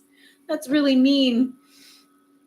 Wrenches, you can take my financial comments off if you want. I shouldn't be posting that on this live. Won't do it again. Oh, no. There's nothing wrong with posting it. Absolutely nothing. I'm just saying, I personally lost patience with it. I don't find anything wrong with your comments about crypto at all. Dathramar, I've been online since I was really young, always hated social media, but I don't hate socializing online, just the way it's done. Social media is so manipulative. I totally agree with you. Yeah, I like socializing online with people I know. I mean, people like in a safe kind of environment. I don't particularly like the exposure of social media. I don't particularly like I don't like the hate. I mean, the cruelty that people throw at strangers thinking that it's okay. That's just awful. That part of it is horrible. Yeah.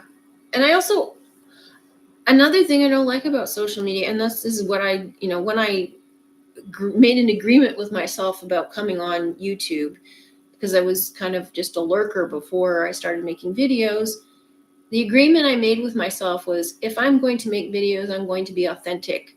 I'm going to be my real self. I am not going to be caught up in any, image or any expectations of what people think I should be. If I'm feeling like shit, I'm going to say I'm feeling like shit. If I'm, stuck in something, I'm going to say I'm stuck in something. I'm going to be honest, and I'm going to be myself, because there's so much pressure to put on an image, to portray yourself as something, as the ideal. No, I'm going through this with you. I'm going through this as well. And I'm not going to put it's dangerous to put yourself in a place where people think that you're, all the way up here, like some kind of unreachable guru who knows everything. Like, I know a lot, you know a lot, we share information, and it's, if you put yourself in that position, it's dangerous for you too, because you have no one to relate to and you have no one to talk to. And that social media really can cause that to happen, especially in spiritual circles. Like, I guess you can call this spiritual stuff, but it's a dangerous trap to put yourself in that position. And some people may not like it. Some people may not like my brutal honesty. Some people may not like my raw approach, and the fact that I'm not 100% up here all the time, and I'm not, happy all the time. And sometimes I'm crying on camera, and sometimes I'm angry. That's life. I'm sorry. I'm struggling with shit too. And I think that's got to be okay. That's my approach. If you don't like it, that's okay too. Go talk to the new age people who are always happy, and we're always up in the clouds, and nothing is ever wrong. If that's what resonates with you, it doesn't resonate with me.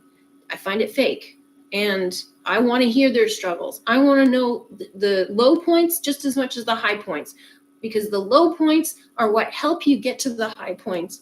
And when you struggle with the low points, it also helps you relate to other people who are struggling with the low points.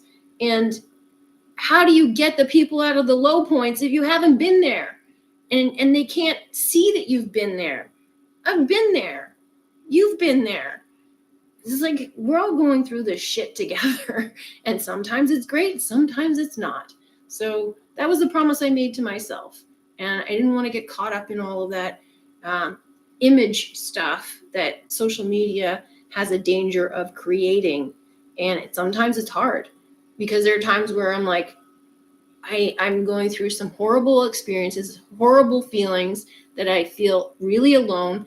I have no one to talk to. And the last thing I need to do is get on a camera and cry my woes to you and say, hey, I'm having a hard time, and expect sympathy, because I'm trying to share, hey, look at all the stuff that I know. Yeah, I know some stuff, but I know it because I've been through the trenches. I know it because I've gone through those experiences. So I can't share them if I haven't experienced them. But, nobody wants to hear the downsides. Sometimes I put out the downsides because I think you need to hear about it.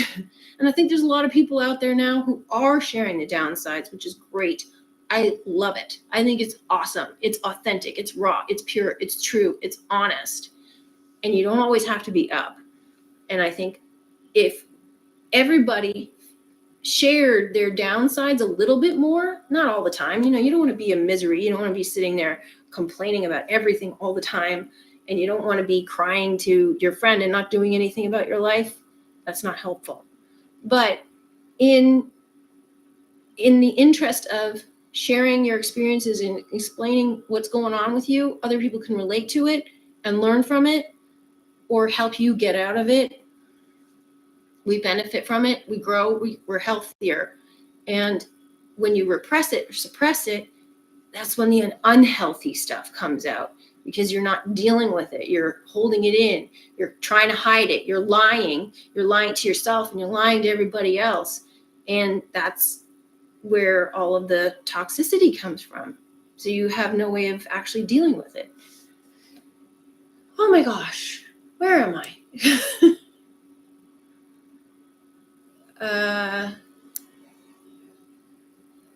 Yes, life goes through different stages for sure. What worked last year or 10 years may not be right for us now, for sure. Exactly. You're a different person now than you were then.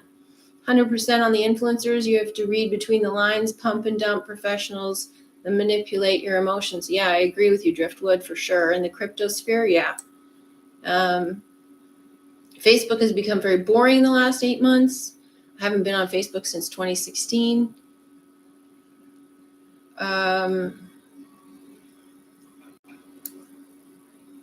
Sun Tzu, love who you are, TrueLove. That's why I'm here. Thank you. Rainbow Warrior, they were the... Oh, you're talking about your gerbils? Okay, your guinea pigs. Yeah, it's totally fake. I don't watch them. Makes me feel gaslighted. Yeah, I can't stand it. I feel like it's like, just be real, Tell me about your down days. Even if you tell me about your down days after the fact, at least tell me that you have down days, Driftwood, I was raised by narcissists and moved around a lot as a kid, always trying to adapt. I've worn 100 masks, pure insanity. Wow, that's a lot. Sorry to hear you're raised by narcissists. But you know what? Like, it's part of what made you who you are, and it was necessary. So still, it sucks.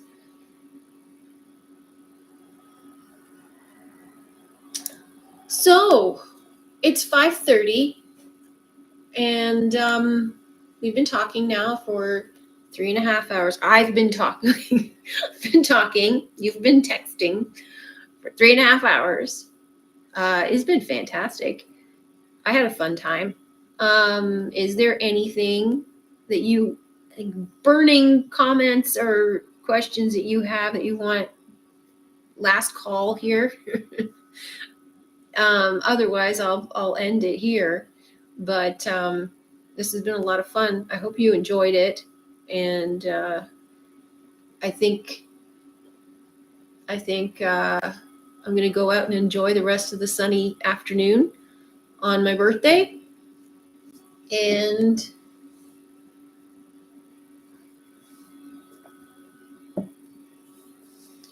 leave it at that. No more comments? No more questions? Okay. Thank you, Joel. So that's it. Okay, everybody. Thank you very much. Appreciate you being here. Thank you very much for all your birthday wishes and your warm thanks and appreciation. This was a really great session. You guys contributed immensely today.